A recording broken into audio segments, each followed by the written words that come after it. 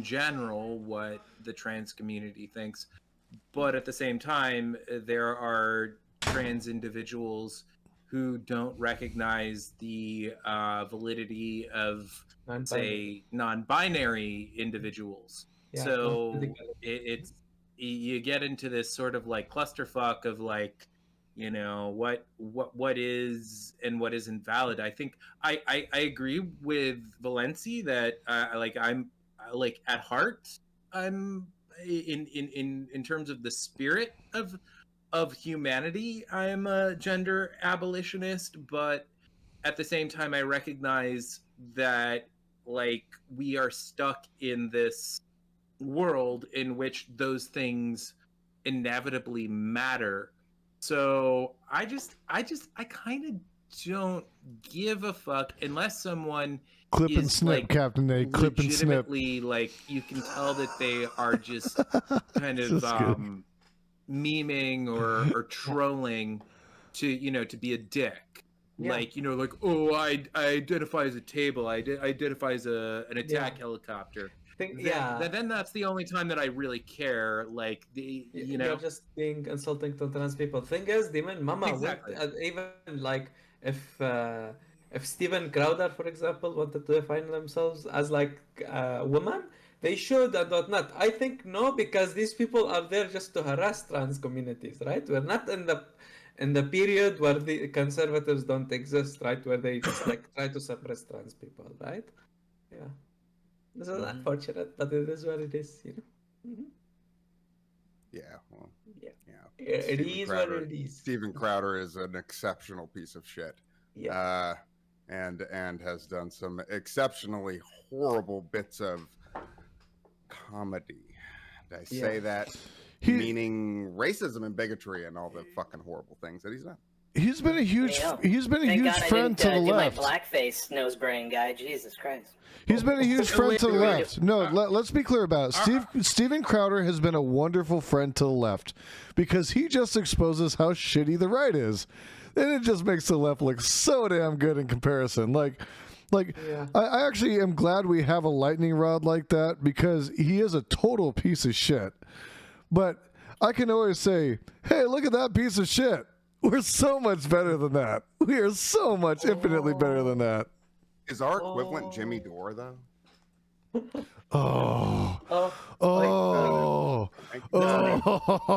Jimmy Dore. Oh, he's horrible. Yeah. I got problems with him. Jimmy's among the worst. If you know, there's very few people who compare to him in terms of horribleness of popular left-wing personalities, in my opinion. Can I talk about a pseudo-leftist, a little pseudo-leftist named Tulsi Gabbard that just came up on Tucker Carlson with her Islamophobia shit today? Just so I know for sure, and I don't care either way, but are we streaming right now, or is this just? Yeah, I'm streaming. I've been online. You're streaming. Oh, okay. Oh, okay, very cool, real. Cool. I mean that's fine with me. Okay, I thought I made that clear in the beginning. I'm sorry if there was a misunderstanding. No, you did. Oh no. I have fine. No problem with it whatsoever. Yeah. I just wanted, you know, because every now and then there might be something that, like, I don't know, like maybe something personal about someone in the Twitch YouTube sphere and all. Yes. So, no, I feel you. Good, no, to know. Yeah, absolutely. Sorry if that was clear. Talk shit. Drama. We want drama. I will say, what they want. Okay, so there's this guy, Captain Jones. No! I knew this was going to be used against me one of these days. Dumb. So I'm trying to work out a stoner panel on Saturdays with Captain A.Jones, and some others that want to drop in. Okay, look, I smoke weed only socially, but I don't meet anyone, so I'm an admin, you know, so I don't smoke. You could always come into to one of our Sunday streams. We'd love to have you in there. Actually, we'd love to have any of you guys in there if you want to hang out, or Saturday streams. I'm sorry, to do that, because I'm trying to get it together. Actually, like I said, I got thrown into this because my mod was like, you need to do something with your time, and you're too loud about politics, and you talk to all these boomers on Facebook, and they don't give a shit about what you have to say. Like, just get in front of a camera and say it, asshole. And so that's what happened with me. That was my song and dance about how I got onto this. But he actually manages most of that shit for me. He stands CptAJones super hard. But yeah, I'd totally love to have you on, Valencia. You could totally come on and hang out with us, because it's so casual. It's just bullshit. Like, hang out, talk shit. I throw a couple topics out there, maybe just to kind of feed the conversation a little bit, but other than that, it's just people rapping, you know. There's no order or nothing to it.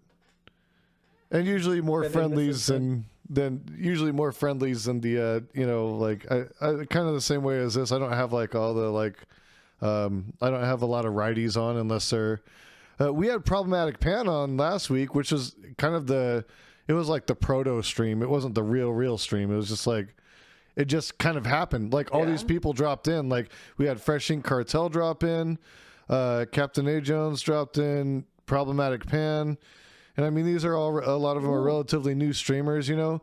So they're just like not me. I've been streaming for years and still have just a few hundred followers. But but you know, we just like we all like kind of coalesced. JJ dropped in, like, and you know, it was just it was just a bunch of stoners just like talking shit, and like the conversation just kind of ran its course and went all over the place. It was fun.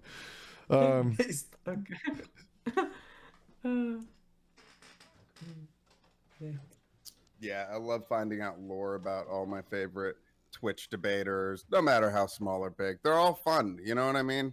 And that's what it's all about. Like, I got into the Twitch politics sphere just because it was so fun watching people and vice versa get dunked on by the big dudes, the Voshes and the Destinies and the fucking all these goddamn debate bros shit.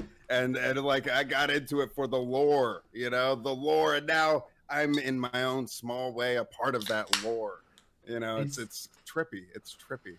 And you know, I'm just some dude who likes to fucking talk politics because I'm from the Bay Area, and everyone likes to talk politics from here. It's like a fucking obsession. And like, yeah, I smoke weed. One of the ideas I wanted to do with this was like have an actual episode dedicated literally just to fight back on like idiots like Destinies and Vosh's terrible explanation and use of it, but fascism in general, which I hope all of us on the panel see is growing and is like an actual thing. Fascism is sort of my specialty. What is fascism? Define fascism.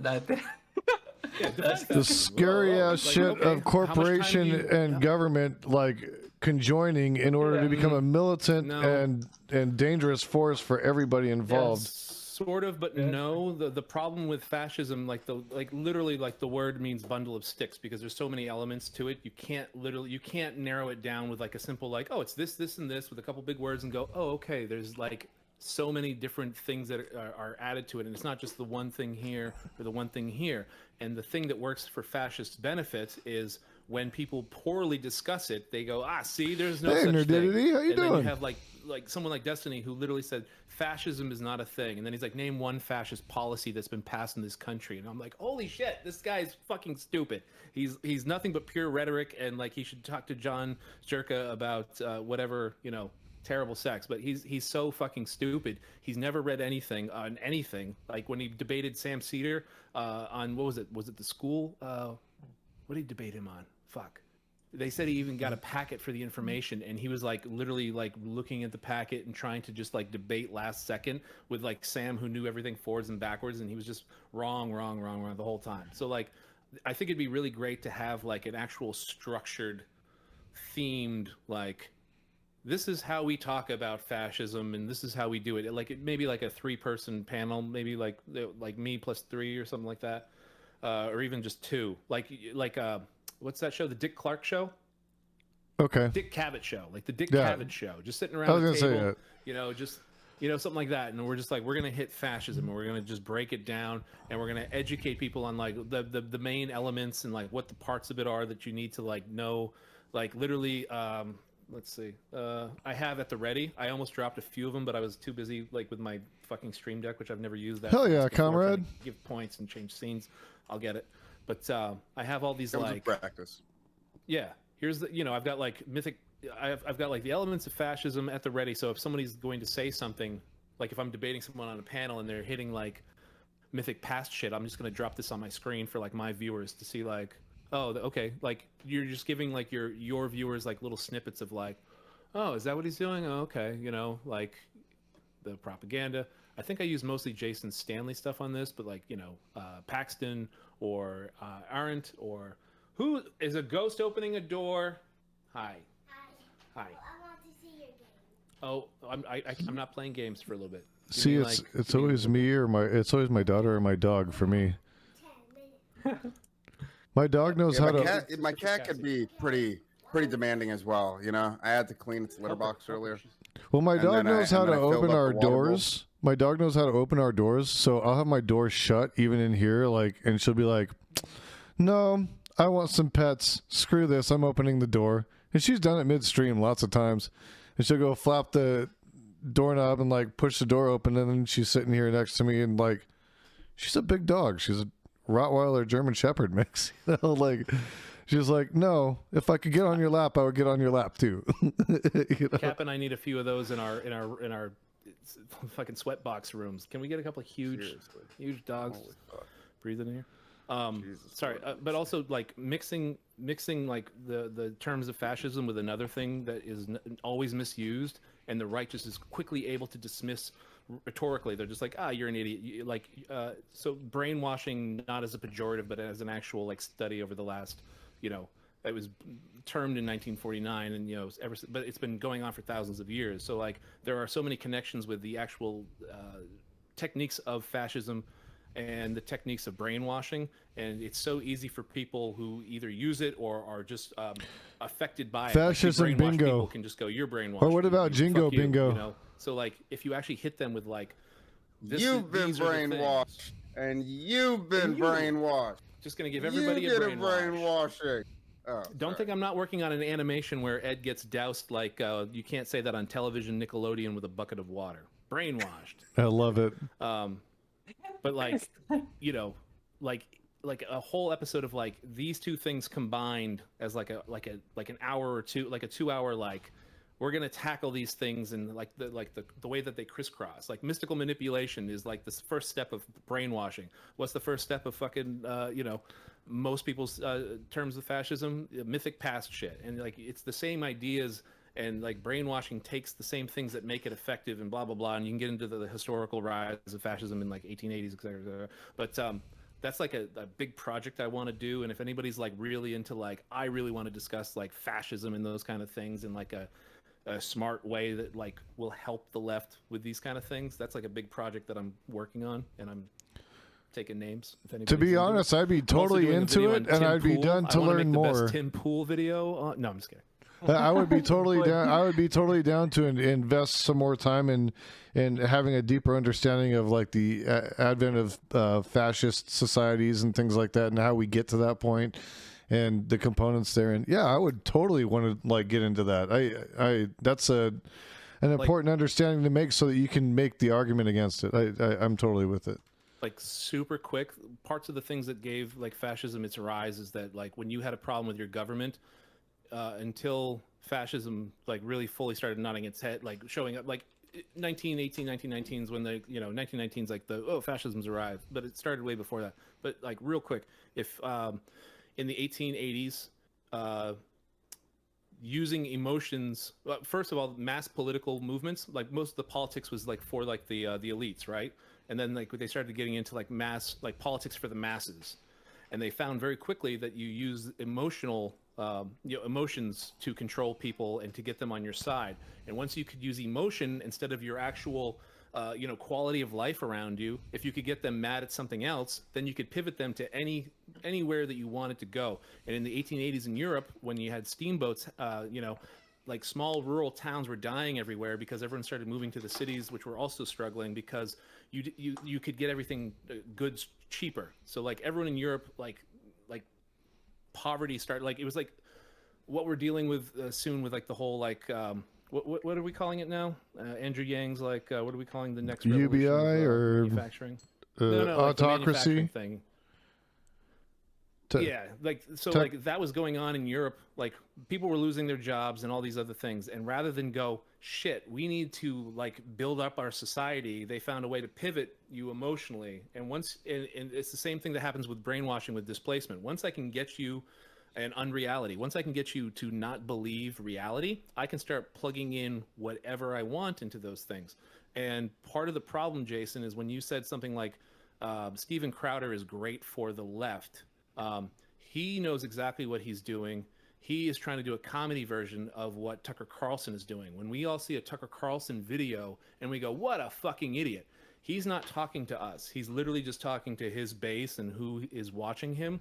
And he is literally just strengthening their beliefs, their core of like what Fox News has been like actual brainwashing, not pejorative brainwashing. Right. So like you literally are just like beating the warhammer. You know, the idea, one of the strengths of fascism is to keep our mentality when there's wartime, actual like wartime, you know, 19th and 20th century ideas of like wartime, not just our ongoing Afghanistan. And we can just, whenever it suits them, they can go, oh, this happened and the right will use that.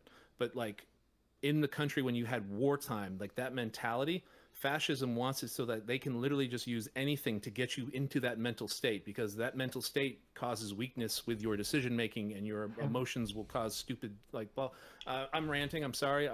No, this is important. This is actually really good information that both me and I think my viewers want to hear, because I'm not a specialist in this, and having somebody on and talking about this that is it changes shit, you know. It gives us perspective.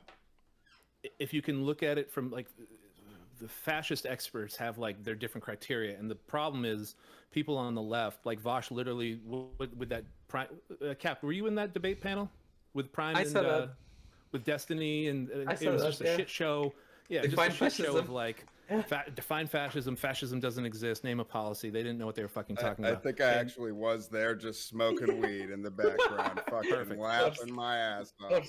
Vosh went to the very first and laziest, like, well, I prefer the Umberto Eco 14 points, and it's literally because you can find the page that everybody looks at when they say define fascism. It's like the first or second link, and you can just kind of understand the bullet points and go, I'm an expert now in fascism. I'm ready to talk about it. And it's like there are sliding scales to every single little thing, like the way that like Valencia is talking about, you know, everything that I was just floored, like, oh shit, all right, I'm learning. Like what you were saying, Jay, is like that kind of stuff. So like the idea is to educate people so like you can identify it as soon as it rears its head. Like Tucker Carlson is the head propagandist for fascism at Fox News, but Greg Gutfeld is giving the same messages just in a dorky, stupid, not funny fucking way. He's literally the soft, like, you get your shitty news in the middle of the day, they ramp up their opinions, right? And they, like it's like one gets harder and harder leading up to Sean Hannity and Tucker Carlson. They don't want their people to go to bed fucking fiery and angry. You want them to like feel like, oh, I'm having a laugh with Greg Gutfeld, who's saying the exact same things and hitting the same points, but in like the I'm a funny guy kind of a thing. It's literally and look at these jokes, you know. It's an easy way for them to diminish. It's an easy way to diminish the ideology of the others, or whatever they're trying to do to create that fear and anxiety and shit that they want to propagate. So the big epic pitch with like the game show thing was to have an actual like a definitive like, this is how we talk about fascism, guys. This is how we break down when you see this thing and this thing and this thing rearing its head. Because when you look for a definition of fascism, you are looking at a static moment in time, and fascism in 1919 Italy is different from American fascism in 2017. It's different from, every country has its different interpretations, and they use things different ways, but for the same means. The means are always the same, and you just have to start identifying, but it's always a sliding scale. So when you say like define fascism for me, it's like cool. CptAJones is always high. And then no one wants to sit around for that, you know what I mean? All right, rant over. I'm gonna drink some wine. Hey guys, hey, what's up? I do have to leave, But it's been a pleasure. Thank you, thank you. And if you need a Syrian expert about Middle East, I'm always here. Okay. Hell yeah, hell yeah. Hey, Winston, thanks so much for being here and answering the call and coming along. It was fantastic having you, dude. I'm gonna, Habibi. if you don't mind, of course, I would love to have you in the future. Yep. For any of the panels. Hey, sorry for the rough start, buddy. You're okay in my Yeah, you started off very. David blackface. I think we were all. Redolent. Okay, I don't think you're an object anymore. Okay, I do think that you have become a sentient. Okay. Oh. Yeah. Ciao. Ciao. Cheers. We'll appreciate you as a sentient being. God, you know, I say that and I get made fun of. People are like, "Oh yeah, but some people are just like, you know." But no, you say it sounds so good. I guess when I say it, I probably say it like. And we kind of. That's the power of the nose brain. Be condescending with a cartoon character. That's what I think. I also. We talked about that last night, didn't we? The condescension of the left. Yeah, we did actually. We did, and then me and Fanatic both were condescending to each other. So that was great. Well, yeah, me too. I usually don't get that loud. I don't know what set me off with what he was saying last night, but like I'm usually like whatever, dude. Like I'll like kick back a little bit, but I can tell you exactly what set me off. It was that I have this horrible. It's actually a fucking horrible thing that I do, and that's when I'm on a panel. If I get met with fire, you know, I bring the fire. You got a match back, but that is not actually a good thing. That's not. This is not how to extend and have a dialogue with somebody. This is how to start screaming at people. See, I should know better because which I like. Unfortunately, I'm all about the blood sports. I feel you on that, but you know what? I should know better myself because I actually was a manager, a trainer, and like did deep like study in like customer service and customer interaction. And one of the biggest things they talk about is diffusion.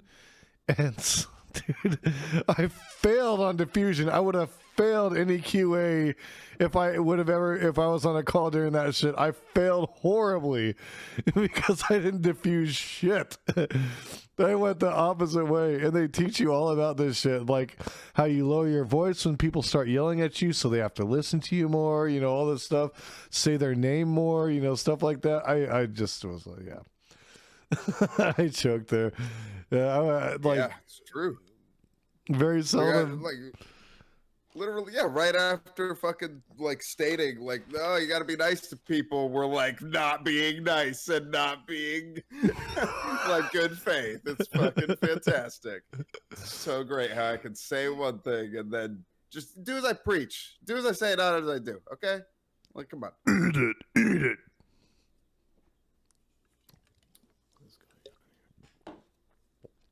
I don't usually wear Acapulco shirts. So this is really just because I actually like had to take a hat off today. So the scenario is right now, my daughter has COVID, so we are stuck inside. She's not bad. She's like has a little throat cough. She's been doing schoolwork from home. She's like, I don't care. Like I just want to make sure I get my good grades because she's very studious. So I How was old again? she's 11. Yeah, she's just about to turn 12.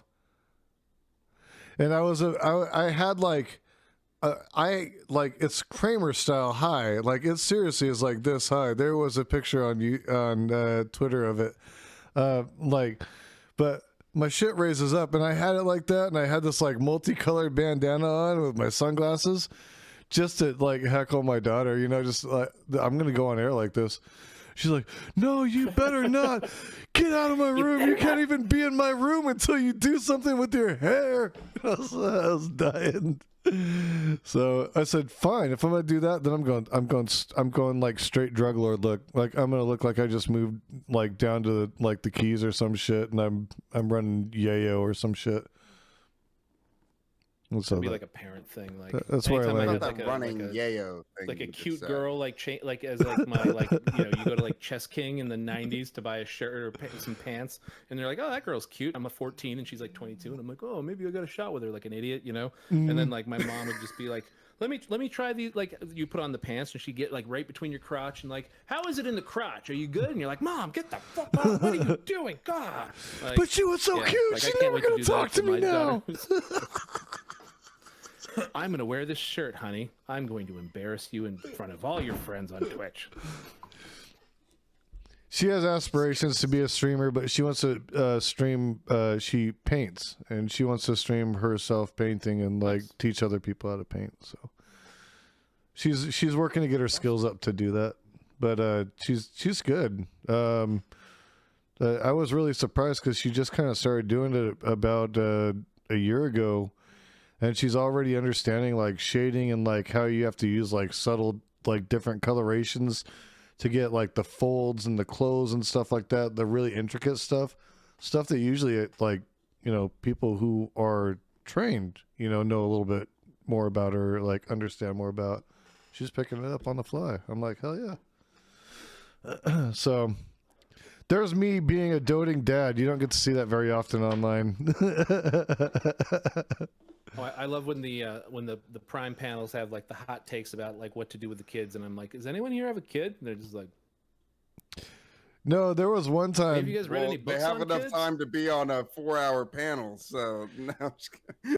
Yeah. I was gonna say I don't know there how was people one. with children do that shit. There was one that was I mean, about. you have like an older child that can actually do stuff and be independent, but like with a younger child like Red, like I don't know if I could even trust. I don't know. I wouldn't be streaming right like, now. I Although smoke a ton of weed and I'm paranoid, so of course that makes sense. Of course I'd be like, Although I can't say nothing because when my daughter was young, I was playing music and doing shows, and like she was up in our studio. She would like, I have recordings of her singing into my mic and like singing with my band and shit, you know, like.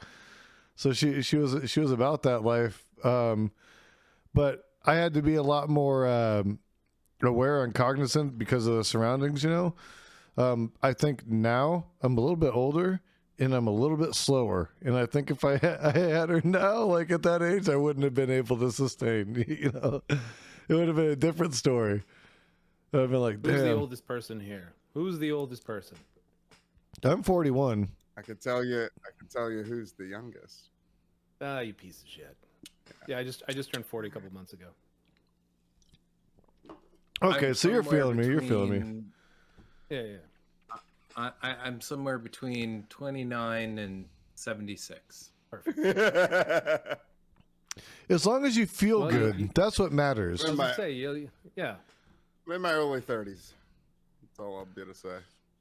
He's I'm in his early 32. 30s, which is like an ocean of pop culture like difference. Like he's like, I'm like referencing something like from 2006. Cap's like, I have no clue what the fuck you're talking about. Like, And he's dude, like, oh, I I'm thought sorry. Crash was a brilliant movie. Like, Oh, it was so good. It was so good when I first saw it, and now I'm told it's bad. I'm told world renowned. It's like all the way. Everyone thinks Crash is bad, and I remember it being fucking amazing. And at the end, I cried, and I was like, "This is great."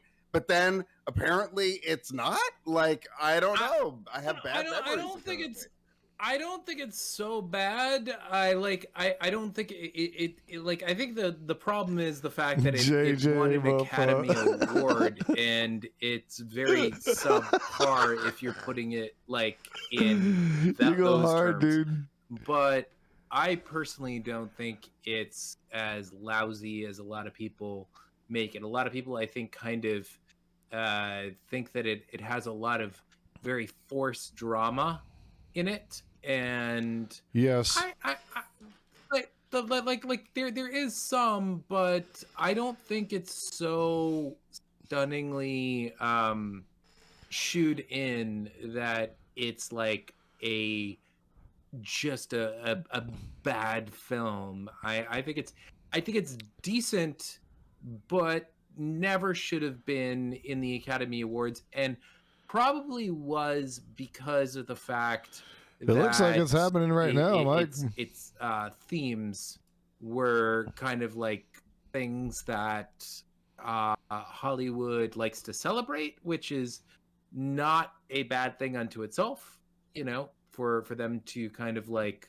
acknowledge a film like that. But yeah, it certainly did not deserve either a best director or best picture nomination, in my opinion.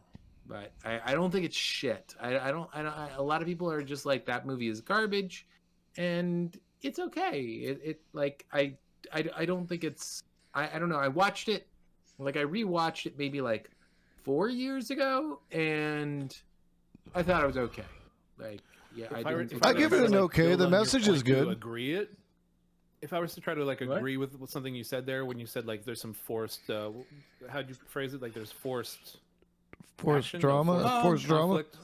Either forced drama or just some things that are kind of. I think people kind of see it as a little manipulative, in terms of the storyline.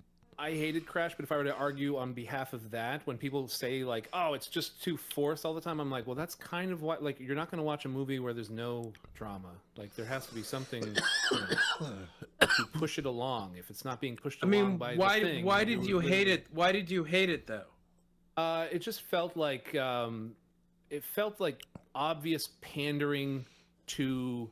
I moved to LA in like 2004 or 5, and I was like working for all these like rich people, and I feel like they were like, oh my god, this just speaks to me. Oh, it's just this is it. It's just a heartbreaking true story, basically. Like that kind of like Hollywood in the hills, you know, kind of thing where you're like, come on guys, like this is it was so magical how it all tied together in the end. Right. Crash.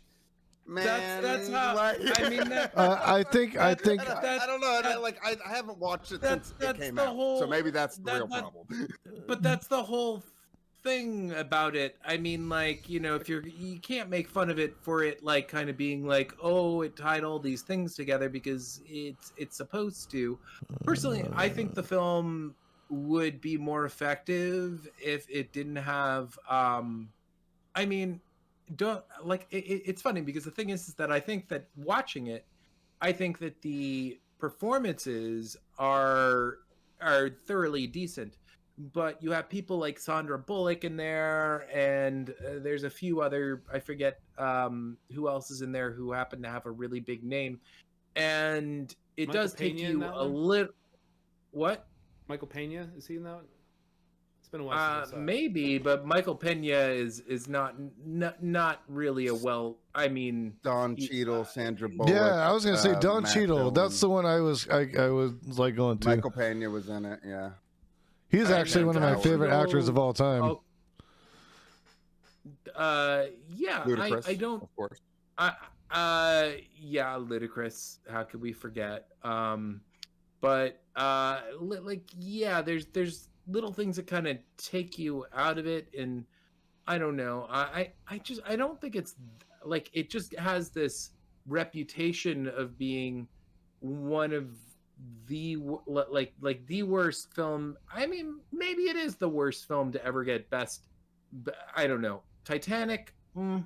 I guess Titanic is better in some ways. Titanic, I think, is pretty cheesy though. I thought it was horrible. I find it cheesier. I hated that movie so bad. I think it's way cheesier I think it's way cheesier than Crash, yet at the same time it has like more spectacle, and I can understand from like a filmmaking standpoint how people would like that over Crash. But anyway, my point is just I by no means would ever kind of like stand Crash as like just incredible cinema, but when people say like, oh, it's just shit, I just feel like, no, it's not that bad. I really do think that it's the combination of maybe a feeling of a little bit of forced drama with, you know, the fact that it has this very interracial cast some people look at it and think like, yeah, that it has a pandering sort of like it was specifically designed to like appease like this robot that just like wants like, okay, we need to have this demographic and this demographic and this demographic represented on screen, and then we got to have the gay guy, you know, like some people think of it as being like, I don't know, kind of forced in terms of the demographics of it. And then I guess also the last thing that some people will say, and maybe I don't know, I'd have to watch it again to really say something about it in these terms. Some people said like, oh, this is coming from a very sort of like privileged white point of view. Maybe it is, but I just don't think it's bad. Like I think it's like the Green Book. Did you enjoy the Green Book? I have not seen Green Book. I've not seen Green Book, so I can't judge that. But I think it's well above mediocre in terms of the story, the filmmaking, the execution. I just don't think it's like at best B plus kind of grading system in my mind. And yeah, like I think it just gets as much shit as it does because of the fact that it won the Academy Award. And if it hadn't, or if it wasn't even nominated, people would be kinder to the film. But I don't know. Like here's my take on it. Like I think overall there were some really good actors in it, and there were some good performances, but I don't think the director was able to carry that over completely. I think the pacing was off a little bit. I think that there were some disconjointed points in the story. I mean, not that I hadn't seen that in a lot of other movies, but I felt like there were just some, like the way that the interactions happened, some didn't seem very natural. Are you frozen? Me? Vadim. I told you, he doesn't move a muscle. He is like locked. No, there he goes. In. There he goes. No, he is. Sorry, you have moments where you are like just like I think it's gaze with those sunglasses and you don't move and you're just like. I'll try and be a He's little frozen more. on your screen before he's frozen. No, but I'll just try and be a little surmise. more adamant. I'll just surmise with this. Though. I'll just surmise with this. I think it's an okay movie. I think the message they're trying to relay, I think it's in good faith. They're trying to relay a good message, right? They're trying to give something positive out there, and like this ideal that, you know, we're all interconnected in some way, and, you know, our tragedies and our gains are all kind of intertwined, and that's great and good and well, or whatever. I would agree. I don't think it's like an award-winning movie. I'd watch it more than once, but it's not an award-winning movie. And I agree. Like I think a lot of the reason the stigma around it is it won, and it just, yeah, it shouldn't have. Like, it was just okay. You know, and there's nothing wrong with a just okay movie. I love just okay movies. I love B movies. I watch shitty B horror. That's my thing. I love doing that. I've watched a few movies recently that I heard were terrible, that I thought were pretty fucking good to decent. One of them, and this is the lesser good of the few. I watched Old recently, which is, I don't know if you know it, it's the newest M. Night Shyamalan film, and I really liked it. It has some very awkward moments. It, like, I'm someone who, like, there are several movies in his canon that I think are absolute shit, just like garbage, and they're like hysterically bad, and there are a few moments where the acting is stilted and it kind of brings the worst of his films to mind. But overall, I thought the film was really interesting, and incredibly well shot. And when I say that, I don't just mean the cinematography, like I mean like the camera direction. I don't know if you understand like like a lot of people don't understand the difference between those two things. Like cinematography is just like pretty pictures, whereas we were like, all praising your camera... editing skills before you came in today earlier. Right. Oh, thank you. Whereas camera direction has to do with, are you moving the camera in a way in which enhances the story? So so I thought that aspect of it, along with several other things, were really entertaining. I like the film. I wouldn't say like I wouldn't. It's nowhere near my top 20 of the year, but I still really dug it. And then the other film, which is really polarizing to people, which I fucking loved, and it's just kind of like a ride, and it's I think it's intentionally tongue in cheek. I think it's intentionally cheesy. So I always grade things from kind of like where I think the director and filmmakers are coming from. But Malignant, a lot of people thought that movie sucked ass, and I just thought like the first few minutes, I'll admit, one, right? I thought was that this one? Yeah, that was that one. Yeah. It was good. I liked it. A lot of I thought it was like it's just a fucking ride, dude. It's just like, and also I'm a huge horror movie fan. Like I am it's practically one of the few things that I know more about in this world than anything else.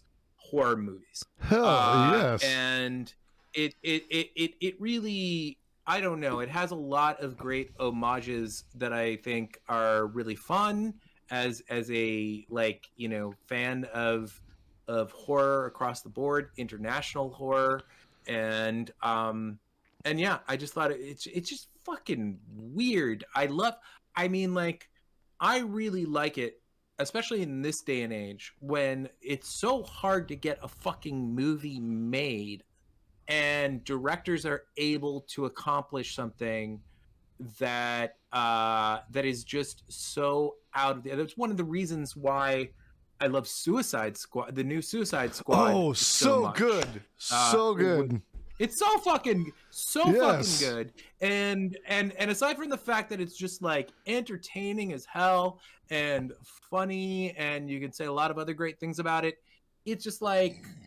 How often do Hollywood movies with that sort of budget get that fucking weird? That movie is weird as hell, and I love weird. I'm a fan of weird, and usually like it's only a movie like that could only be made, I think, by someone like James Gunn, who has made like several films that have made like over $1 billion.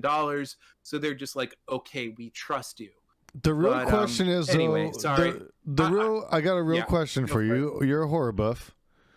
Could Bruce Campbell beat God in a fight? Beat God in a fight? Yeah. Sure, why not? I mean, trick question. Bruce Campbell is God. Campbell is God. Oh, I was gonna say God is fictional, and Bruce Campbell isn't. So, I've never seen Bruce Campbell in real life, so he's not real to me. It's not Sorry. a bad point. I stole the Lemmy joke and applied it to Bruce Campbell, but you know. I don't like horror movies because they're very scary. My favorite are comedic horrors. I love them. There's one that came out. It's got the AT&T actress in it, and I'm failing to remember the name of it. Werewolves at the end. Yeah, I think that's like, something like that. Werewolves Within. Yeah, yes. Yeah. It was good. It was phenomenally good. It was a great comedic horror. It was so good. Hysterical. As a matter of fact, you want to hear something fun? My friend, when I say friend, I haven't talked to her in years, but this woman, Sarah Burns. Do you remember the like redneck-y couple, like the woman who's like a mechanic, and she has she gets like Yeah. Well, that's a friend of mine from high school. Holy shit. And yeah. And Sarah, it's really funny because you know, I think I was telling you earlier, I have a comedy background, and in New York, it had been several years. Like I was probably in like my mid-20s, and I ran into her on the street, and we were like, "Oh my God, how have you been doing?" Blah blah blah. And I told her to come check out my sketch comedy group at the Upright Citizens Brigade Theater, Mr. Ass, which we were pretty popular at the time. And she came and she really loved it. And she's not someone that like no one's heard of her, but she's been in several movies.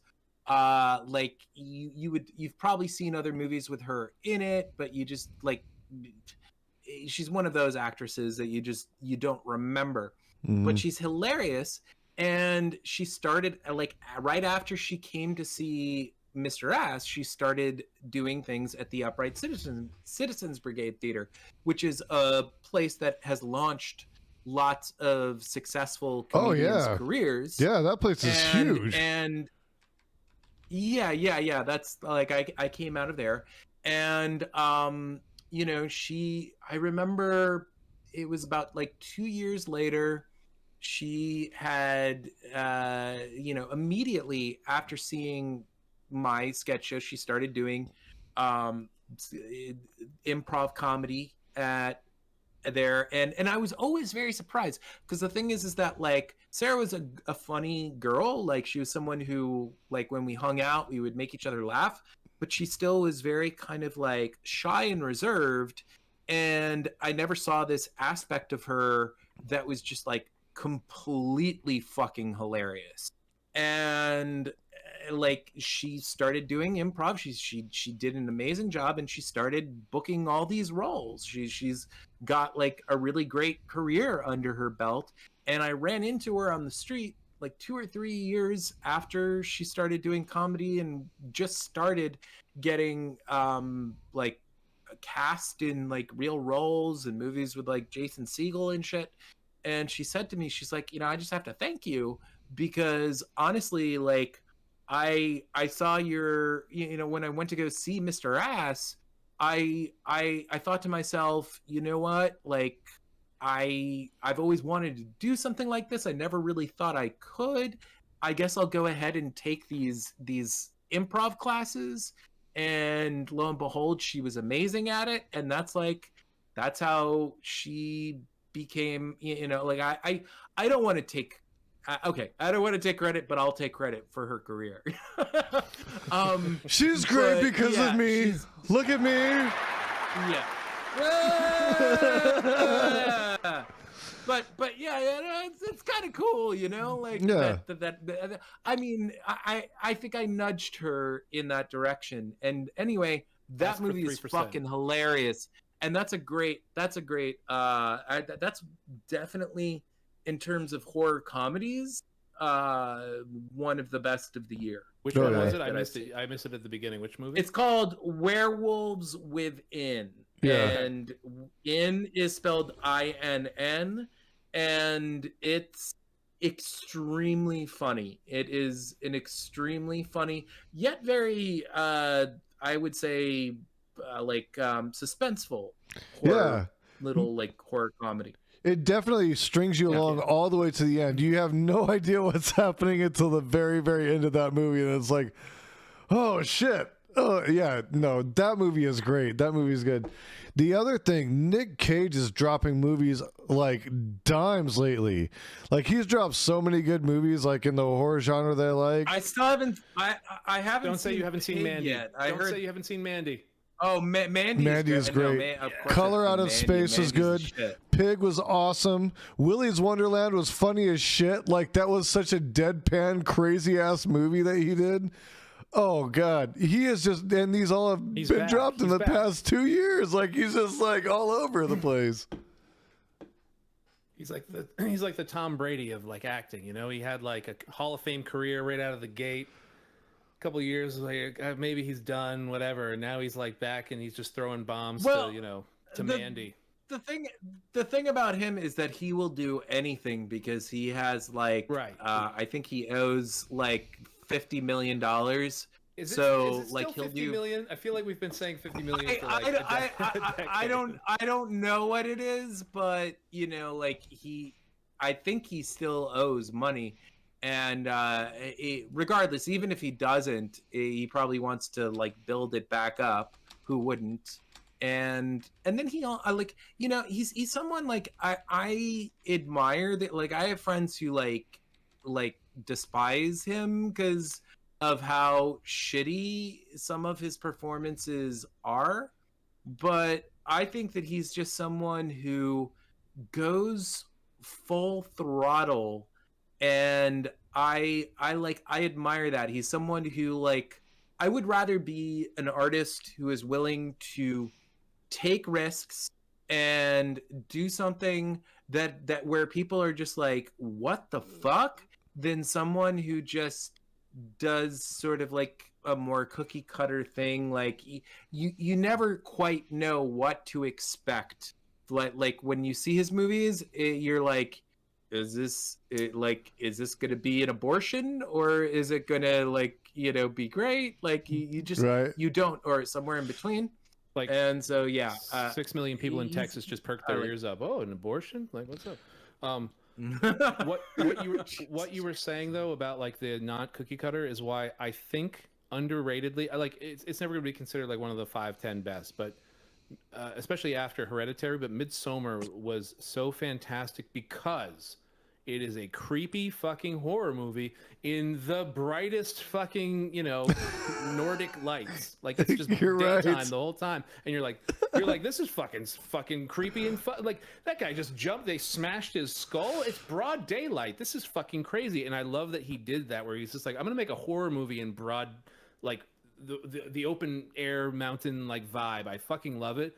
Also, just while I'm on Hereditary, mentioning Hereditary, another best soundtrack for a horror movie of all time. Colin Stetson, the best fucking living woodwind musician, possibly best musician in the world right now, did the entire soundtrack for Hereditary with only woodwinds. There are no string instruments. There's no violins. There's no bass. There's no cello. He did everything with clarinets, saxophones, and like key clicks for percussion. And the soundtrack is fucking brilliant. Yeah. Honestly, I have a hard time picking which I like better, Midsommar or what's the other? Hereditary. Yeah. Hereditary. Yeah, they're both. I think they're both like masterpieces, honestly, and it's like very much, in my opinion. I mean, especially Midsommar.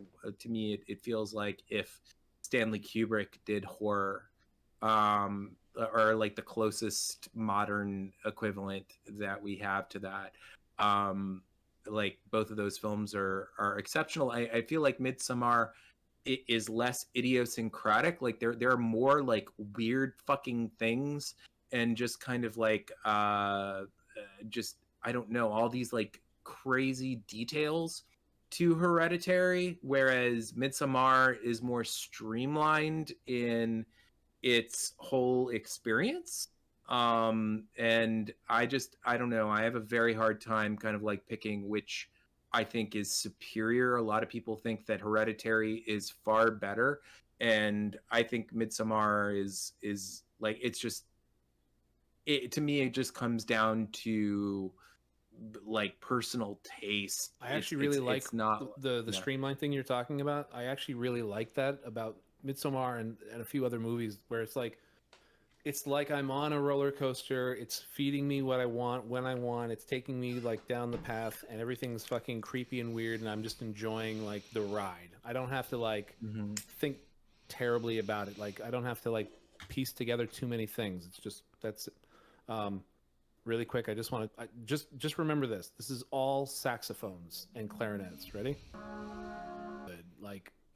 He literally was like, I only took the job for this thing because he let me. He's like, I came to him like, I don't want any string instruments. I just want to do all percussion. Like, real quick, just to get this out of my Colin Stetson thing. He's one of the best. He's doing this live show in a or video in this like circular breathing thing in this like concrete tunnel, right? So this is the guy who did all the music for it. But then when he starts singing through it, you're just like, oh my god! And he's just using the acoustics bouncing around.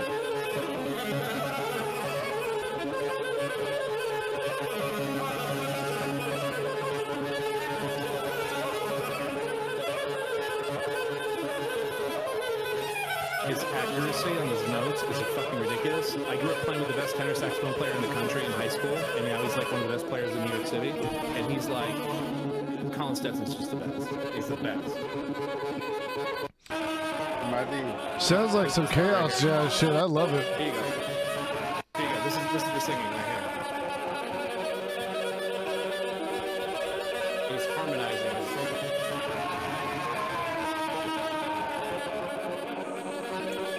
Okay, that's good. That's really good, but it like it's hurting my ears. Okay, a little bit. thank you. It I was gonna say, am I eardrums. the only one? Am I the only one who just hears really loud blaring trumpet sounds in a tunnel? Am I the only one who hears? Yes. Hearing that? I don't know if that's just me. Well, Maybe it's an as audio a quality musician, thing. I hear Maybe it's an much audio more than quality that. thing through That shit's Discord. amazing. That is I don't know, 'cause phenomenal. as a- Like, That guy's he's ridiculous. No, seriously. As a non-musician, to me, it sounded like a bunch of trumpeting in it. I mean, it sounded like it was cool. I don't know though. there was sound all like this. all of those There was old all this fuddy-duddies play in off the 60s who said acoustics in the Coltrane played room, too right? many notes. So he needs it broken down from in like basic terms, right? So there's all this play off acoustics in the room. He's literally humming through the reed in the instrument while he's blowing and able to hit the octaves in order to like counteract that humming to make like a harmony there. There's so many elements going on right there that are just like, bro, oh my god, dude, like I was having a music orgasm, sorry. I'll send you the link. Or just look up Colin Stetson live. You'll find it. He's ridiculous. All of his albums are fucking like they could be like the best science fiction movie in space, or it could be the horror movie. Like his solo albums, you're just like he is doing something that nobody else is doing with the aesthetic. People can do the techniques he's done here and there, but like the things he's playing and the way he plays them, like nobody's playing like him. And you just hear a piece, and you're just like at the end, you're just like, oh, he just fucking hit me with that shit. Like the money shot. I love him. I love him. Oh, like He sounds way better than Lost Boys saxophonist. And I like that guy Sexy too. Sax Man is the best. He's obviously the best.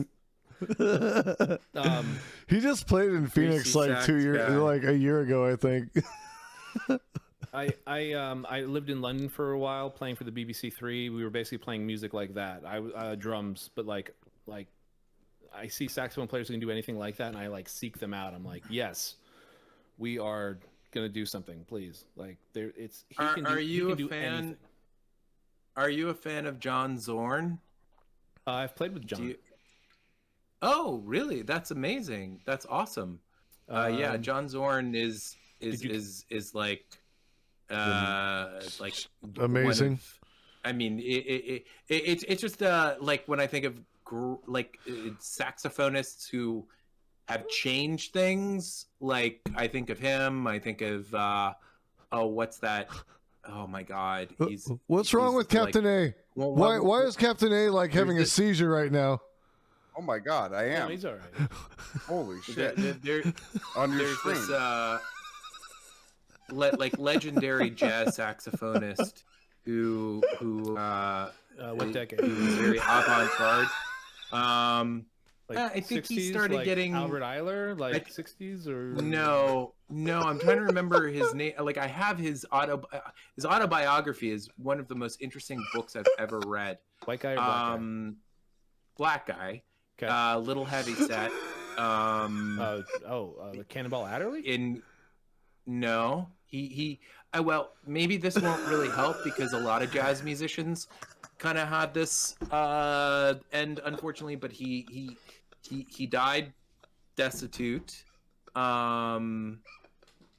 Like, you know, I Are we going Charlie Parker? Are we going? No. It's much avant-garde. more. I mean, he was considered avant-garde in Yeah. his era, but like, yeah.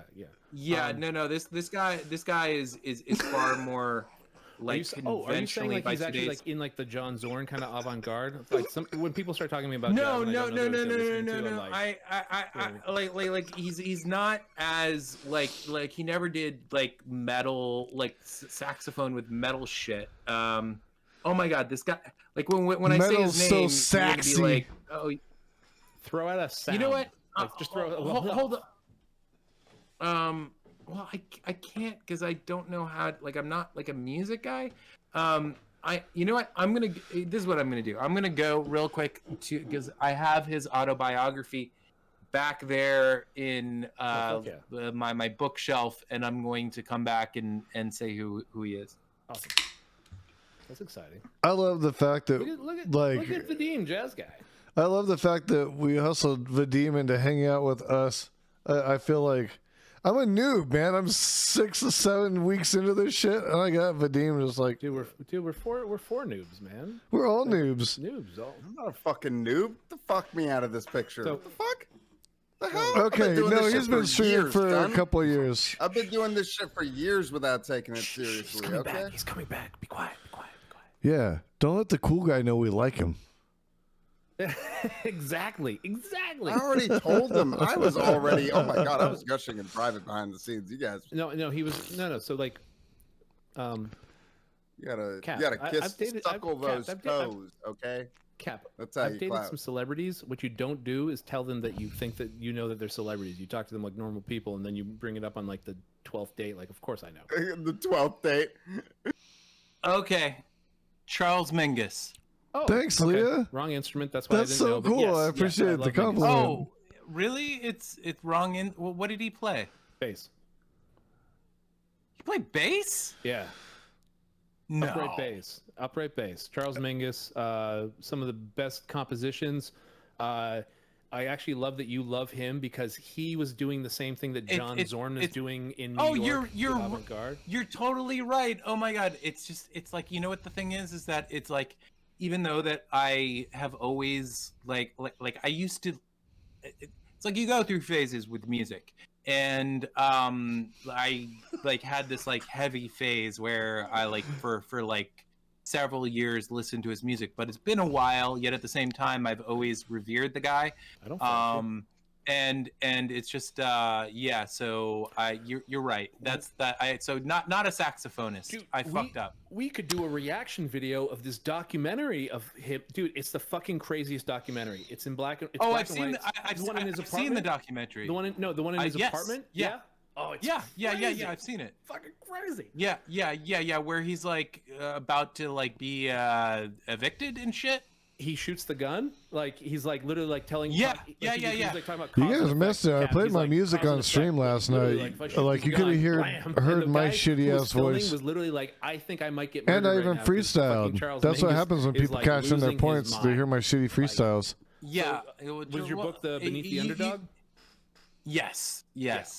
It's just really, I mean, you know what? A lot of my favorite books, for some reason, they're just often so just interesting. I'd say 3 of my favorite books are books that have to do with like they're either autobiographies of rock and roll musicians or books that are basically like essentially like biography. They're not really biography. Okay, I'll say what they are. So Beneath the Underdog is one. That's the one that's like a real like actual bona fide autobiography. Then there's Rotten, even though that which is about Johnny Rotten. Yep. Or John Lydon from the Sex Pistols, and he's someone who can be a real piece of shit asshole. Oh, like, he is a piece of shit. But that being said, still that book is like there's a lot of interesting things about him, and the book is actually patterned. I'm fairly certain it's patterned after my favorite book that that like, I mean, I'm not saying it's my favorite book of all time, but it's definitely in my top 5. Which is what is it called? It's the I remember that book. Please Kill Me, the story. Please Kill Me, the story of punk rock. And Please Kill Me is this book that was edited by this Rolling Stone writer named Legs McNeil. And what it is that it's all these eras in both the time in which punk rock was like being formed. So it starts with like Velvet Underground and bands that aren't really punk rock, but like kind of. And then it ends sort of in the early 80s with like the Germs. So did you watch the documentary called A Band Called Death? And what called what? A Band Called Death? About the original punk rock, proto-punk rock band? No. But they cover Death. Death is within the book, and that is a documentary that I've heard about and would love to see, because Death is really they're a really interesting band. You would love it. From all the shit you're saying, you would love that shit. Oh, I'm sure I would, because they're just like, they're so fucking interesting. In my opinion, they like are, out of everyone that like was kind of considered people who helped create punk rock, they're the people who like kind of steered things towards post-punk. You know, like what post-punk is. That well, because there was a bunch of black guys that were playing funk music, and they were like a bunch of black guys that were playing funk music, and they were just like, you know what, like we don't want to sound like everybody else. You're okay. Wait.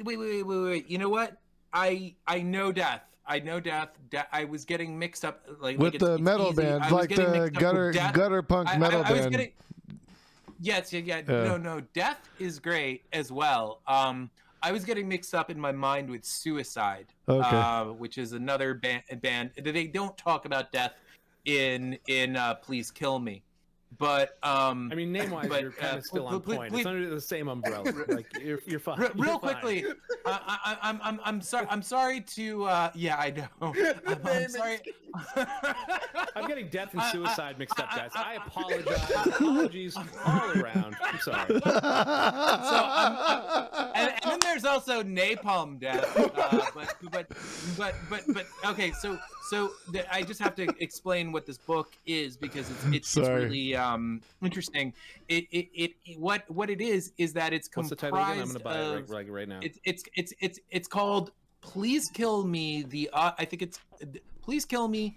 I believe the Autobiography of Punk Rock. It's by Legs McNeil, and the way that it's told is that it's all interviews, and it's interviews with the actual musicians who happen to be alive when they compiled the book itself.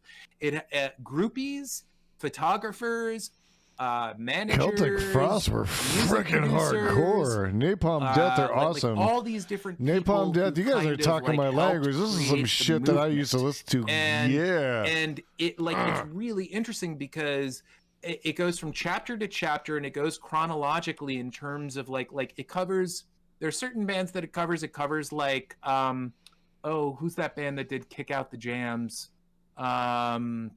Rage Against the Machine covered it, but it was originally by Rage Against the Machine did cover it. Just seeing if Captain was paying attention. I think it was Public Enemy, wasn't it? Public Enemy and Anthrax? No, that's you're thinking Bring the Noise. You're right. That's right. That's what I'm thinking of. Sorry. Kick Out the Jams is MC. These names are the same thing. They all had the same names. Murder, suicide, death. Kick up the jams, bring out the noise. Biohazard? It's true, though. Kick out the jams. We're all looking it up on our Googles. Yeah. It's MC5, which I can see why you'd get mixed up, because like they're not, they're called MC5, but they were not rap. That's right. And and so it has like MC5, the MC5 chapter. They were actually deep punk rock. Because, yeah, they were good. They like MC5 is crazy because they were all like these like I think communist socialist guys, but they were very like sexist. So they all like they lived in this like apartment complex or in this house with like where they were all fucking each other's wives. Whenever you guys very, put that in the chat, that's what's going to happen. Like the like there's just and at the same time they were just like crazy doing tons. Everybody in this book is doing tons of drugs. They talk about Iggy Pop. They like there's all this crazy shit in it. Like there's when it comes to like Lou Reed. I mean like again you have to remember this is like at the height of like when everybody was doing drugs. So heroin. Like lots of heroin. Like he went on this date with this like femboy, you know, because he was bisexual and like he like there's this chapter where this guy is saying like, yeah, he on our date he barely said a word for about an hour, and then he asked me if he could take me to his apartment and put a glass plate on my face and take a shit on it. And Robert Mapplethorpe was right there with a camera ready to capture it all, and I declined. Yeah. And where was Andy Warhol? It's filled with moments like this, you know.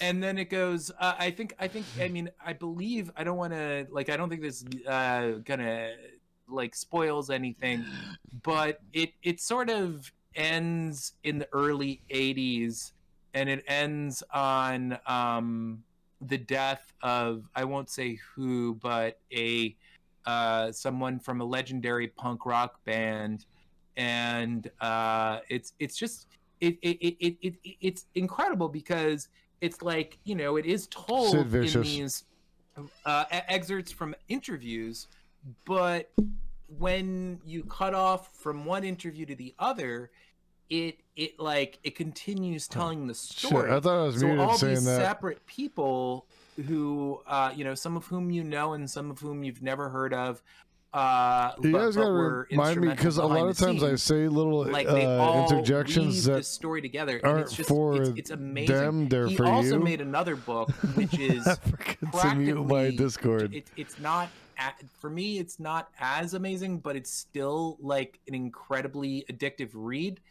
And it's the same format. It's the same format of like all these different people from the industry, but it's called Underneath Hollywood, and maybe it's like the autobiography of porn. So it's about like the early porn era, and that is also incredibly interesting. There's like, I remember there was this story of this woman who like was a porn actress, and she said that she loved going to her own porn movies. This is like back when like porn movies were like shown on actual like theater screens.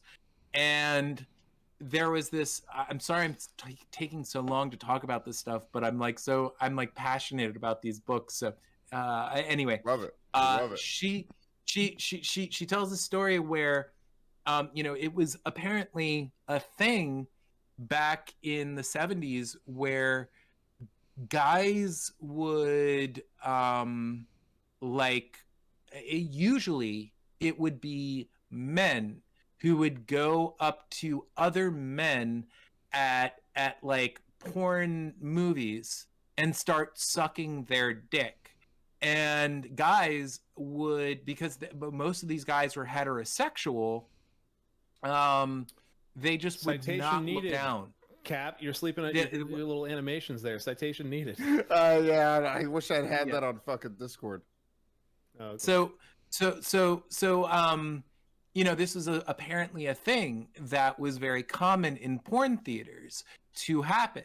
So there was this porn star that who is talking like she says that she saw this man who was watching her on screen, and she was aroused by seeing herself on like a huge screen getting fucked, and she saw this handsome older man, said that he was probably in his early 60s or something like that, and she could tell that he was being aroused, so she went over to him and she started sucking his dick, and he didn't look down.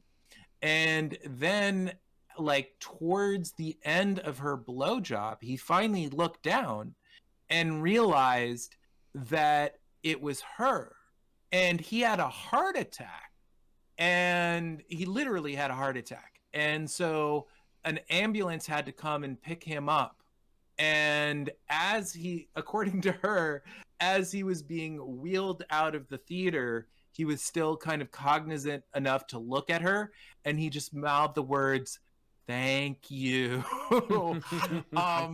And so there's like that. And then the last story that I'll tell from that is, oh God, it's such a fucking interesting book. The Mafia was very, very, very, in terms of like the old porn industry, they were the biggest, because there was a certain portion of time where it was like kind of technically illegal to create it. It wasn't illegal to distribute it, but it was illegal to create it. So the Mafia was like basically they owned the porn ring. And there's this guy, and I've read his like a book on him too, aside from this book, and this is so fucking interesting. I'm someone who like loves movies, and I would kill to make a movie about this because it's just so interesting. So this guy, he in the beginning of the FBI, doing undercover, like, because like a lot of people don't realize this, but undercover stings, that wasn't really a thing until like the 70s. They never thought to kind of like do something like that.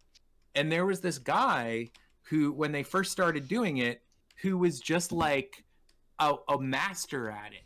And they describe him as being very unconventional. He was flat-footed and he was incredibly short, but when he was in these circumstances, he could really just create a character almost. And he had done a few stings, and he was like one of the best guys that they had ever had, who like went into the field and did this new thing, going like undercover. So they knew that if they were able to like get a few people within the mafia on porn, that they could get a whole shitload of people because of how entrenched the mafia was in porn. So this guy had a partner within the mafia, and like there's all these interesting things that I won't go into that happen with like, because there's about like close to 100 pages that are devoted to the story within that book. But towards the end of this is the really fascinating shit. Okay, so they do their sting.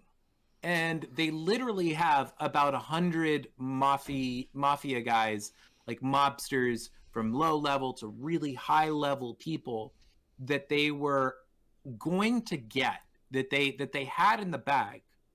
But what happened is that this guy went to like, I don't know, like a what was around at that time, like the equivalent of Target at that time.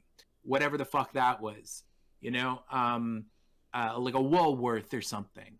And he was yeah. So he was in there, and he brought his kid with him, and he leaves his kid, like 3 years old, in his car, and it was really hot, and he goes in there, and for some reason, he shoplifts, and they pick him up. And they realize that he has this kid in his car, and he easily could have just said like, "Hey, look, I'm FBI, like, you know, just let me off." but he had actually had some sort of mental break, and he gave him the name, his undercover name, and like the name that the character that he had created as this like undercover agent. And he they like at first they looked him up and they were like, what the fuck, this guy doesn't technically exist, like we can't find any files from him. And what ended up happening is that all of the like they spent like more money on this sting operation than practically anything that the FBI had done up until this point. And the entire thing went to shit because when they got to the court proceedings, they were able to like basically say like, well, this man who is responsible for all of this and would be the key person, one of the key people to testify, he's not mentally sound because he like, you know, he like maybe he has what do you call it, schizophrenia or something. And so like he got kicked out of the FBI, completely disgraced. All of the people who they had got off, and some of these people who like got off were like murderers and shit. Like they like had like intel of people like actually like killing people and whatnot. And the kicker is this, like so all that happened, and to this day, or I don't know, maybe he's not alive anymore, but after he left the FBI, he became, what he did for a living is he became someone who conducts lie detector tests. So it's just this, I mean, come on, like that is a fucking movie. Like how rad would just that movie be? It like especially if you got like a good actor, like, you know, like I picture someone like, I don't know, even though that this actor or that this person was a little short, I picture what's his name from Moon and Matchstick Men, Sam Rockwell.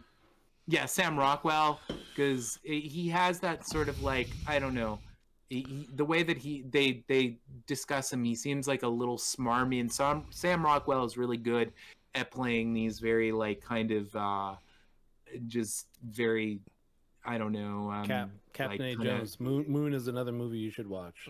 I'm just gonna throw it out there. Zaphod Beeblebrox from Hitchhiker's Guide to the Galaxy. When he played Zaphod Beeblebrox, he was so good at that shit. He's a very dynamic actor. It's not like that's the only thing he can do.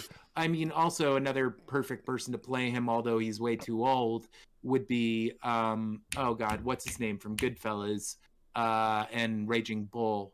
Not Robert De Niro, but Joe Pesci. Mm-hmm. You know, like because that's physically sort of how he looked.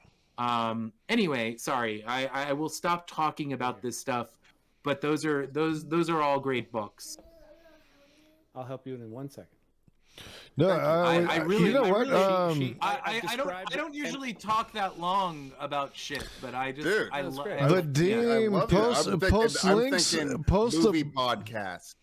Post links or post the book names in our little chat that we have in Discord, and I will get those out to my viewers, and I will check those books out myself. I'm interested. I ordered Please Kill Me from a small bookshop. Nice. I'm telling you right now, $1.77 raised up goes to small bookshops. They have like a organization like donate money to small bookshops. Use your Bezos bucks to give to me to give to small bookshops. Oh my god, should we not be buying books off Amazon? No. So the other book that you know, the porn industry book is called The Other Hollywood. That's what it's called. And it's just, you know, I mean, honestly, like I would say that Please Kill Me ends up being like more oddly profound And then there's also like, you know, I have these to are like keep great refreshing artists CptAJones. that they're talking about. So it's a little, for Joe me, Pesci, not Danny. more You're so moving scared of Danny than the other DeVito, Hollywood. But the other Hollywood. Hollywood, in terms of the story, Makes me laugh. is just amazing. And it's a really unique Did you catch the game way show of earlier? I telling a lost story horribly. It through was so these, much fun. like, you know, all these different interviews that weave together, and each interview that, like, when somebody stops, it's like the next person who's talking is talking about like usually the thing from BT where Dub the Hollywood last is my person left off. fiance, so, it's just so masterfully edited. treat her with That's respect, or why- you'll get the absolute that's ban why, right like, away. like, I mean, the last thing I'll say about it is, like, Legs McNeil, the Not person even joking who about is that shit. responsible for these books, like, he didn't, with the exception of like the forward and little things, he didn't do anything but edit it. But it's still so like he deserves a great deal of adulation and like, you know, kind of like he is. Yes, he deserves all the blinky noises. Your cat's behind you. Okay. You get points for the cat.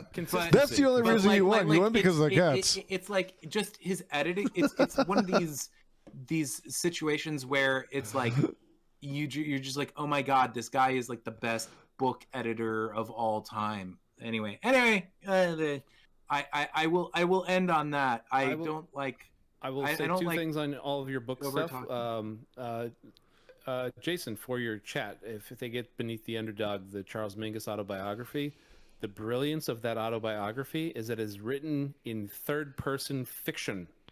What? He wrote his autobiography as a third-person fictional novel. Right. And it's autobiographical. Like, it's like... That's it's interesting. so fucking good. You're just like, wait, this is Charles Mingus. Oh my god, it's like reading a fucking novel, like a great American novel. Like, it's so fucking good. He was brilliant in like 20 different ways. The other thing, book recommendation for you, Vadim. I think you would really dig Miles Davis's autobiography. I've heard that's amazing. It's the quickest 400 pages you'll ever fucking read. You're gonna burn through it and just be like, oh my god, like people are like, oh, I love Miles Davis, like. Oh yeah. And you're like, no, that guy took boxing. He fucked people up who fucked with him. Like the one person he was like, I'll never fuck with is Thelonious Monk, because he's like, that guy was built like an ox and could fucking crush me with like his bare hands. He had these amazing takes and stories on every fucking musician that was ever fucking important when he was like alive, basically. And then he had the period where he goes to like electric, and like where he was supposed to do an album with like Jimi Hendrix, and he went electric, and the old jazz guys were like, oh, it's not jazz, even though now it's like a laughable, you know, it's jazz. And those are some of Miles's best albums now considered.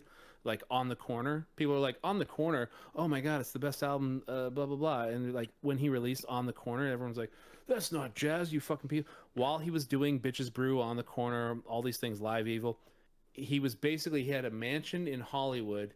He was having orgies down in the lower like basement levels of the mansion, while Herbie Hancock, Ron Carter, the bass player, and Tony Williams, one of the best drummers to ever fucking live, were just constantly playing as a trio. They never recorded as a trio, which is a very weird, rare thing, because a rhythm section would constantly, they'd been playing together so long, you would always record as a trio because you would make more money. Like, hey, guys, let's just call up the record label and we'll just do like our own thing. We don't need Miles. We don't need Wayne Shorter. And then you would do the thing. They never recorded as a fucking trio, which is bizarre. But Miles was like, these three guys, like literally his vibe in the autobiography is like he's like, literally these guys playing the best music they ever played in their life while I was downstairs on like 10 pounds of cocaine, fucking 20 girls and 10 dudes. Like, and you're just like, oh my god, this is the greatest jazz book of all time. Like, you read it in like an afternoon. It's to your point, Miles Davis live at Fillmore East is one of the most amazing real quick, albums I ever heard. Figure out how to. Oh wait, I guess I could put it in your. No, well, why don't you go ahead and do it, since I'm a boomer and I don't know how. I heard you're I like just a sent Discord you... ninja. No, that's no, I'm not. I So just to sent your you point, though, the wrong link, but I wanted to say real quickly that the funny enough, the name of the porn book that I was mentioning it's called The Other Hollywood, the uncensored oral history of the porn film industry. That's beautiful. The sequel is The Anal History. Yeah. I will tell you though. Miles Davis. It's like Aliens 1 and Aliens 2. You know. Miles Davis live at Fillmore East was amazing. Directions is one of my absolute favorite songs he's ever done. I absolutely love that shit. Like, it's madness. It's wonderful, and it's everything that you need in the middle of an LSD trip, if you do that sort of thing. But fuck yeah. Dude, he was so good. Here's the thing about Miles. Miles was not like, you weren't like, what, like, and he was like, I could always play all the notes if I wanted to, but I didn't want to. And you're like, I can hear you play, Miles. You're struggling on the instrument. You have your limitations, but with your limitations, you know exactly what you're doing better than everybody who has no limitations or less limitations, and just like pushing the right people in the right way. Like, he was like an ultimate like little producer. Like, this is my band. He found Tony Williams at 16 and like best drummer walking the planet in 1964, 65, him and Elvin Jones, but like 16-year-old kid out of Boston, and he was just like, he's my next drummer. And they're like, no, he's gigging with us for the next year. And he's like, no, he's playing with me. Like, I'm gonna take him now. And they're like, okay, Miles, you win. Okay, all right. Like, it's so fucking great. And like, dude, Tony Williams, fucking god tier drummer, dude. Like, doing shit nobody has done in the same way. Certain things, like he's so fucking good. Anyway. Robert Johnson's a great blues player. I didn't have a rock. Great blues I grew player. up listening to all kinds of music, but like personally owned CDs and records. I had over 10,000 CDs and records, all straight ahead jazz, avant-garde jazz, weird as fuck avant-garde compositional music. And then I finally bought like Pet Sounds when I was like 23. That was like my first rock album. I was Pet like, Sounds is a good one to start with. I was straight metal out the gate. I fucking hate Bob Dylan, so I went with Beach Boys. I was straight. Well, I don't know. Like, it started out because like my mom listened to a lot of funk. She listened to like old school, like George Clinton, like Parliament. You know, all his projects. She listened to. I love Funkadelic. Funkadelic is a band that I've always thought like they need like a biopic. Hell yeah, like, they do. Amazing. Yeah. Yes, preach. Yeah. Church on that shit. I'm with you 100. 100. It would be so fucking funny too. Like they're just they were all amazing characters, and like it just like I don't pertain, like I've heard a lot of their music, but I don't know much about their history, but everything that I've heard about their history is hilarious. Like if you see like early photos of them, they look sort of like a straight lace like, you know, kind of like soul band. Yeah, that was the Parliament side. Like, that was the Parliament side before they went Funkadelic, because it was two projects and they kind of intertwined. Right. But like at one point they like started doing acid, and then that's like when they were just like, blah! You know, just yeah. I mean, they were or their early shit is great. You know, it's still like really solid funk music, but that anyway, was you're on the money. They're incredible. Yeah, you're on the money, dude. Yeah, you're on the money. Like, they were so good. In my opinion, they're so good. Yeah, they're like, to me, like, I mean, it's completely different music. Don't get me wrong. I'm not saying that there's like musically the same thing, but they remind me like of the Black Grateful Dead.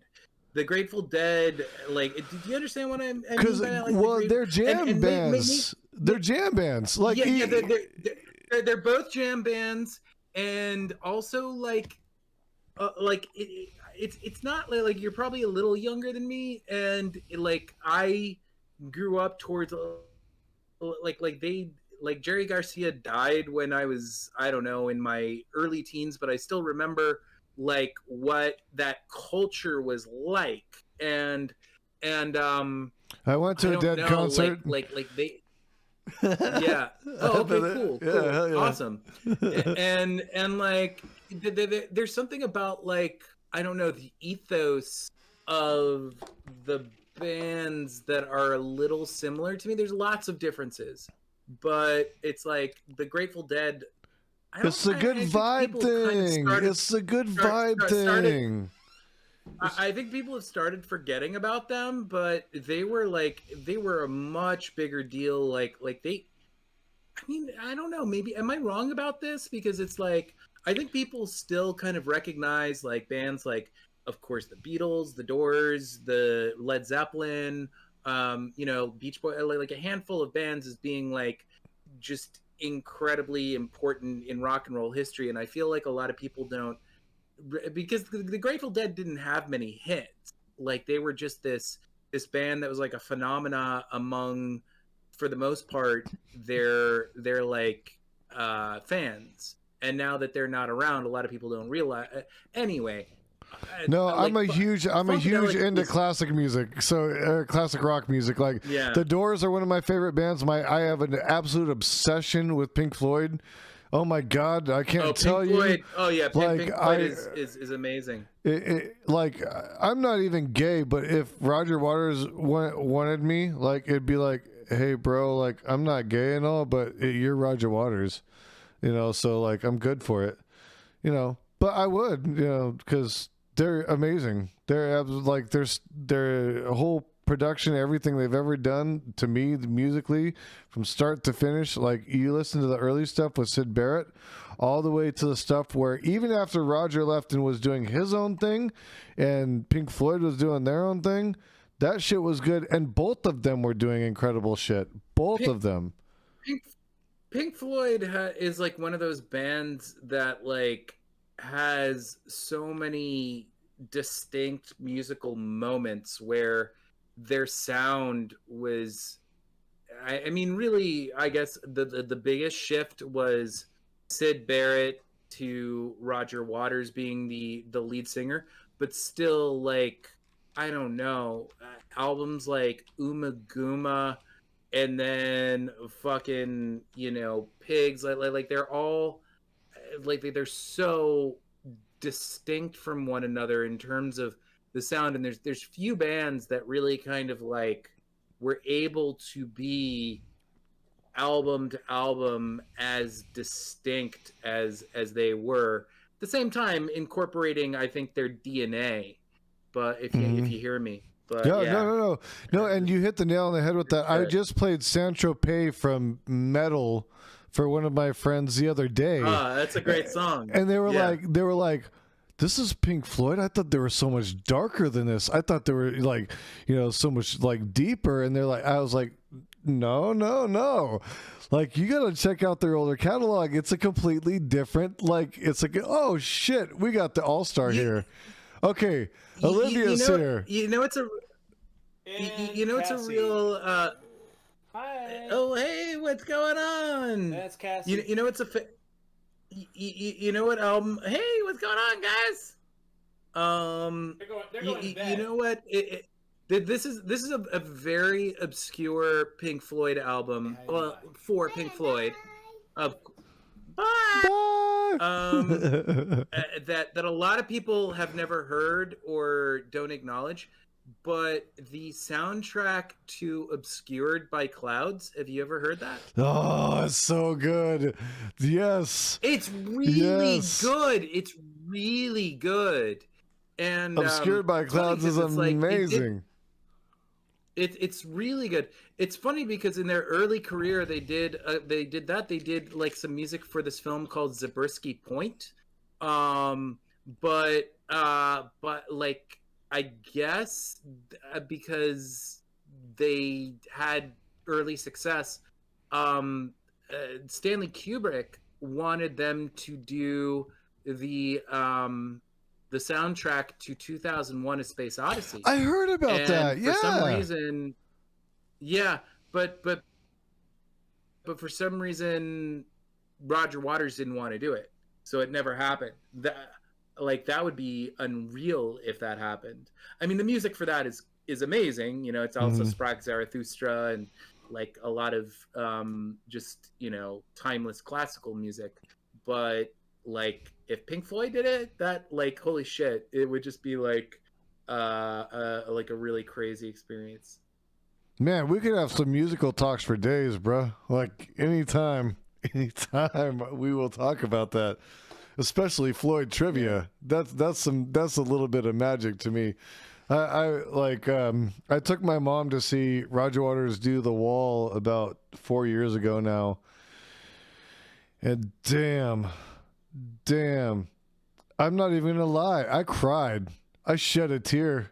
There was a certain point in that shit where I shed a tear. I was like, this is just so amazing. Like, and my mom was pretty overwhelmed because she actually got me into Pink Floyd. So it was kind of like, all right, you know. But yeah, so it was holy shit. Did they do anything besides The Wall, or was it? I mean, that's enough. That's enough. But I'm just wondering. This was Roger Waters. It was just the Wall tour, so it was the whole album from start to finish, with even some of the songs from The Tigers Broke Free, which had some of the extra songs on it.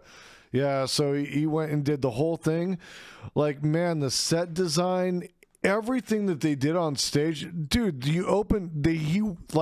okay, so the concert opens up with a freaking plane, like flying down on these, hanging on these cables, right? And crashing into something, right? And that's the opening of the freaking show. Like, you're seeing this shit and like, oh my fucking God. And then you hear the brass come in, you know, like at the very beginning of bam, bam, bam, bam, bam, bam. You know what I'm talking about? Like, oh. Do they use imagery from the film and like the animation? Yep. There was the dancing hammers and shit. Yeah, there was a lot of that. There was screens. There was but there was actual physical effects too. So it was, that accented all that, and it was just the whole thing. It was a very immersive experience. It was hands down one of the most incredible experiences I've ever had. On in terms of going to a concert, no question. Yeah, I mean, what year did you see him? Sorry, real quick. What year did you see that? This was actually just probably about 3 or 4 years ago now. You probably saw one of my best friends playing that night. Bo Coaster is the keyboard player for My Morning Jacket. He toured with them. Oh, Morning Jacket is great. Yeah, they're a great band, actually, on their own. My buddy is a jazz piano player, and he was living in LA, just playing in the background of soap operas and shit, and trying to make it, and playing in a couple funk bands. And then My Morning Jacket was like, hey, we need a keyboard player. And he's like, hey man, when you move out here, I want you to check out this album we're working on. It's called Z. And I was like, yeah, whatever, buddy. And that was their whole transition into their next phase. He became their music director, because he's a very good, accomplished jazz pianist. Yeah, I got you. Jazz pianist who started doing stuff with he revived Everlast's career. Remember that guy? Yeah, Everlast is great though. You know what? If it wasn't for that whole Eminem beef, he was still career. Really good. Yeah. And 2008, I think he started doing his stuff for him. Is that when he did the actual solo shit where he was doing the guitar stuff and actually, he did set it off with that shit. That shit was good. It was really good. Yeah. So my buddy, literally, his job is to come here. I got it. His job is literally what's the lead singer's name of My Morning Jacket? Jim James. You want it on the thing? Okay. I'll be right back. Anyway, his job is literally to listen to the drummer and Jim James, who are childhood best friends. They get wasted and stoned. They do a bunch of little 20 musical sketches on a cassette player. They mail it to him and they say, make an album with this. And ever since they've been doing that, that's he started that with Z, and now all their albums since then have been him. He played with Bob Dylan at the Red Rocks, and now he toured with John Waters for The Wall for 2 years. Yeah, that's awesome. That is so cool. He's fucking dope. I'm trying to get him on the show. I've got a couple friends in like specialty places and high places, and I want him for music. I have a urologist dick doctor who writes science fiction movies that are like bought and made, who I think would be fucking fun. He's fucking amazing. The movie Ex Machina actually stole his original script. Oh shit! It's called Uncanny. Cool. Yeah, I'm almost positive that I had a script stolen. It fucking happens, man. Not nearly as good a movie as Ex Machina, but there was a movie called The Revenant, and it's not the movie with Leonardo DiCaprio. It's another movie. So I was like, what? Called, yeah. It's a low budget vampire horror movie, and I'm almost positive because I like there was this point where I like was shopping my screenplay around a little bit. I'm in a different place now than I was when I was living in New York at the time, and again I was doing comedy, so like I had more access to kind of, I don't know, like that whole world. But I was kind of an idiot, and like people were interested in it, but I thought like, okay, I can, there are all these horror stories of people who sell their screenplays and then the movies are made and they're turned into a piece of shit. So I just was like, no, I want to hold on to this because I want to make this, and that was really dumb of me. My life would probably be different now if I had just like been like, cool, go ahead, make this movie, and maybe they would have made it a piece of shit, but I still would have had like been able to like build on that. But my whole point is that there's this movie called The Revenant that is, I wrote a screenplay called Bloodsuckers Blues, which was about sort of a horror comedy, more horror than comedy, but there's a lot of comedy in it.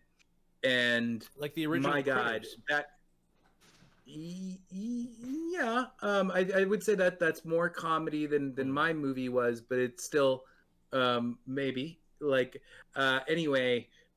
This movie, in my opinion, it sucks. It's funny because I was talking with a friend recently, and they were like, "Well, you like horror movies." Like have you ever heard of this one movie? It's my favorite horror movie, and she named it, and I was like, are you fucking kidding me? Like because it sucks to like see a movie and be like, oh my God, like I can't prove it, I don't know, it's just there's so many things about the movie that are incredibly similar that and the timeline makes sense. Like it was made it came out probably 4 years after I had been kind of like showing this screenplay around, and someone who read it easily could have been like, okay, I like these ideas, let's change this and this. And it's just so similar. Like I would have to I would have to rewrite it in order to get it done today, because people would be like, "Oh, you're ripping off this shitty Revenant movie." You got John Krasinski. Yeah, it's not the only. You know what? Can I tell you guys something else? You want to hear another funny thing that I got ripped off? I swear to God, you guys are going to be like, "What?" But I got ripped off on this. Have you guys? If you haven't seen the movie, you've probably seen this scene because it's a famous comedy scene. But have you ever seen Starsky and Hutch? Hell yes. The original or the remake? Yeah, both. I used to watch the show when I was a kid. Yeah, well, there was a remake with Ben Stiller and Owen Wilson that the director of, among other things, the what is that film with Zach Galifianakis and Hangover. the Hangover movies that he directed. And his co-writer for many years was this guy Scott Armstrong. Not like an asshole. I mean, this is an asshole thing to do, but he was a cool guy. And I, he was part of the UCB scene, and like we would all party together and shit. And I was I love karaoke. And there is a scene in that movie where they're at a wedding, and it's really the funniest part of the movie, where this guy is singing, and he's singing Total Eclipse of the Heart, but he's adding all these curse words to the it. Dan Band. It's like the Dan Band. What? They're called the Dan Band. Yeah, the Dan Band, exactly. Yeah. My buddy Cash plays with them. This is okay. Well, you know what? I would maybe you can settle this for me, because it's possible that this was just like, I don't know, a coincidence. But I used to go out and like I know that I was at parties and like bars with Scott where I would do Total Eclipse of the Heart, and I would do the same fucking thing. I would just add all these superfluous curse words to it. I need you motherfucking more tonight. Well, whatever, and like the movie came out, and I was like, oh my God, he probably got in touch with this band and was like, hey, can you do Total Eclipse of the Heart and add all of these curse words to it? Because that's just what I did. And it was just, I don't know for a fact if he, but the thing is that I have another friend who is kind of, he's like, actually, we're not friends anymore. Like, we used to be friends, and we kind of fell out. But this guy is a semi-well-known actor. He's on, among other things, Stranger Things. You guys watch Stranger Things? Oh, yeah. Hell yeah. Yeah. So he's the like the weird looking conspiracy theorist dude on Stranger Things, and he wrote this portion of Bad Santa, which Scott Armstrong got the credit for the screenplay. And basically, when they were making this film or writing this film, he like worked with Brett, and he was like, hey, I want to put you in this movie. And like basically Brett wrote this one scene, and they ended up casting another actor besides him, because Scott was like, I'm going to get you, you're going to be able to play this role. He wasn't well known at the time, so he wasn't cast in it. He didn't get any writing credits.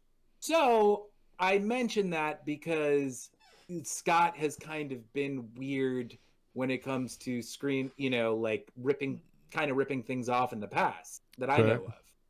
So yeah, that's another thing that I am pretty sure that I got ripped off. But if you want to ask your friend from that band, if he's been with that band from the time that they did Total Eclipse of the Heart, you could ask him, like, hey, was that something that you guys did before? Or did they ask you to do that? Or was that something that you guys always did? They do it with all their songs. No, they do it with all their songs. What? They interject. They've done that since the very beginning. That's actually why they got cast. That was why they got cast. But that makes sense. But it could have been a situation where there could have been a homogenous situation where it's like they're like, we haven't done this song though. Like exactly. That's what I'm saying. It could have been like, hey, could you do this with this song? And like I was the Let's get you some writer credits. That's what I'm saying. Let's get you some writer credits. Giving myself too much credit. I think I deserve it, because I know for a fucking fact that I remember there were like I know of 2 times where I did that song, because that's one that used to be one of my big songs. And then what happened was that I was doing it for a while, and then one day around the time that Starsky and Hutch came out, somebody I did it, and everybody was like, woo! And somebody came over to me and they were like, like Starsky and Hutch, huh? And I was like, what are you talking about? And they explained to me that it was in the movie, and I was like, and so I stopped doing that, because I I don't want to seem kind of like I'm ripping someone else off. But no, anyway, and you know what? I would never stop doing it, because it's still funny as shit. It doesn't matter. I would do it anyways, because with my drunken friends, I don't give a shit. I don't care. Who am I there to impress? It's funny, but then everybody thinks that you're trying to do that the scene thing from Starsky and Hutch, and you're doing the thing. It's I have some other one of my favorites, and I haven't done it in a while because I don't really go out and do karaoke in this town. But one of my favorites to do is All That Jazz, and I have my very own, very idiosyncratic version of All That Jazz, which is a great fucking song. That's a great song. I like to do "We'll Make a Man Out of You" by Mulan, from Mulan. Oh, okay. Mine is kind of like a vulgar Jack Black version of All That Jazz. Same, but it's a vulgar version of a Disney song. Yeah, same. I should probably get going in maybe 12 minutes or so, because I want to get a little bit of work done, and I also want to watch this movie that I downloaded. Am I making you uncomfortable with how much I'm sweating over here? Because I'm currently sweating so much, there's actually salt water pouring directly into my eyeballs. It's between the kind of cool mood lighting that you have and my sunglasses, I cannot see the sweat on your face. That's not that see. That's a dirty word.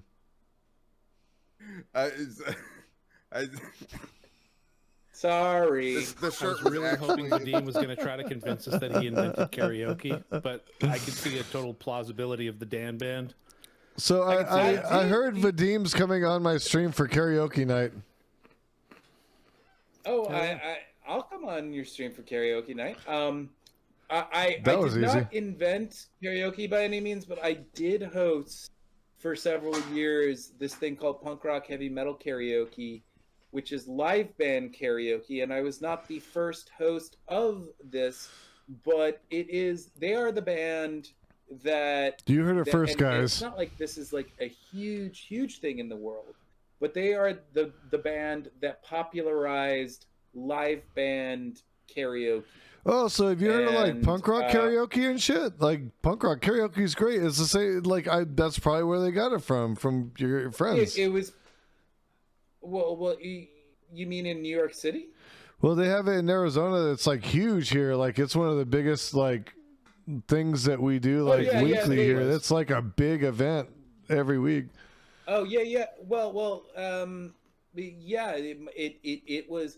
I mean, originally the way that it started was there was this two. There were 2 shows, and it was a conglomeration. I know someone who used to be in what's that band that Henry Rollins was in? Black Flag. Black Flag. I was going to say Broken Flag. It was like a super band of all these. Maybe somebody from the Circle Jerks was in it. And, he was a singer before Henry Rollins. Yep. Sorry. Yeah. and so they had all these different people from different kind of seminal punk rock bands in the LA area, and they did 2 shows, and they did a short list, and they allowed people to sing. And the punk rock heavy metal karaoke band, which would play in New York, they they were like, that's really cool. Why don't we try that?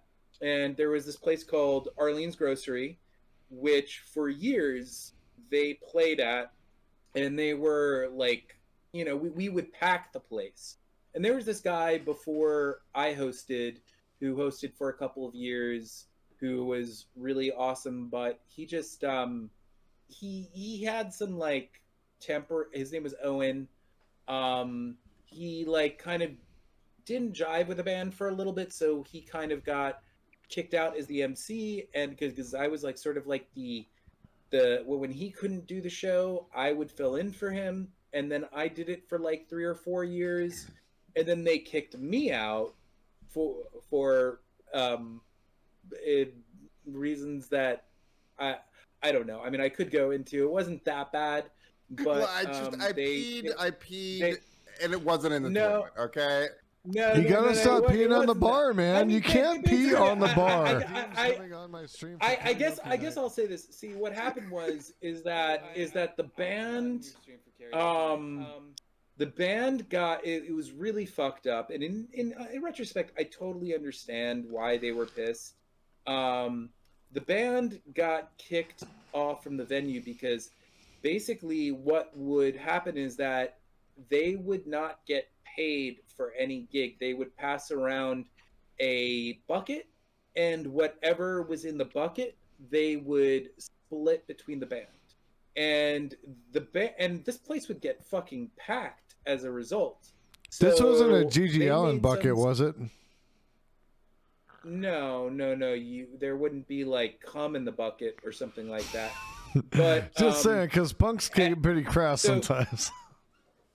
Right. No, of course. So what happened was that at a certain point, they were like, hey, look, we're making you all this money. And they were like, you know, I don't know what the demand was, but they were like, we want X amount of money for this. And then without telling the band, the venue replaced them. And like about like a month later, we showed up to do the show, and they were like, you know, fuck you, get out of here.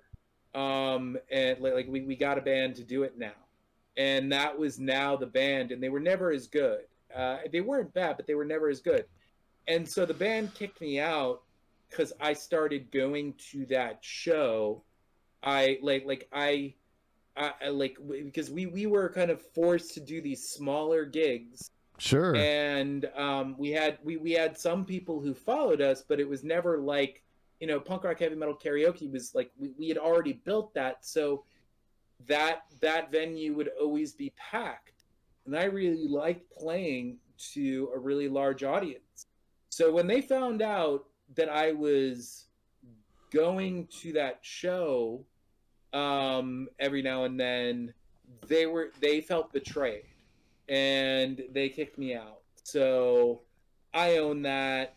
In retrospect, I realize it was sort of a dick move. I didn't like. I was just at the time. I had so much fun performing. You know, that I couldn't help it. I was just like, I fucking love doing this in front of a live audience. You know. Yeah. And because I'm good. I was good at it. I was a good front man. And yeah. So hell yeah, fellow singer, right? You're a singer? But yeah, I can sing. Rock and roll. Hell yeah. Solidarity, yeah, brother. I have a pretty good, like, especially like, I mean, like right now, it's been a while since I've like really like exercised my pipes, but if I had a little bit of kind of, hey, that's Kira, by the way. Cat power. If Cortez, so cute. If I what's weird is your cat totally froze in time. I can sing most shit. Yeah, but we had like some cool shows. Like we opened up for Naughty by Nature at this random party. Some dude who like was like a stockbroker and also like a college party bro. He like just for his like 25th birthday hired us to open up for Naughty. He hired both us and Naughty by Nature. What an odd combination, we but all right. up for Kid Rock once, which was really fucking weird. I hate Kid Rock, but it was funny. We opened up for there was one other. We did like this like weird like snowboarding convention, but yeah. Then we'd also have like crazy guests like we had Horatio Sands, we had not Jimmy Kimmel, Jimmy what's his name, the other not Jimmy Dore, right? Because I can't be down with that. Yeah, Jimmy Fallon came a couple times. I'm gonna start a band called the Jimmy Doors, and everybody's gonna hate us. Like a pretty cool like indie rock woman. All sorts of different weird people would do that show. I'm gonna start a band called the Jimmy Doors. I'm gonna start a band called Jimmy Doors, so everybody can hate us.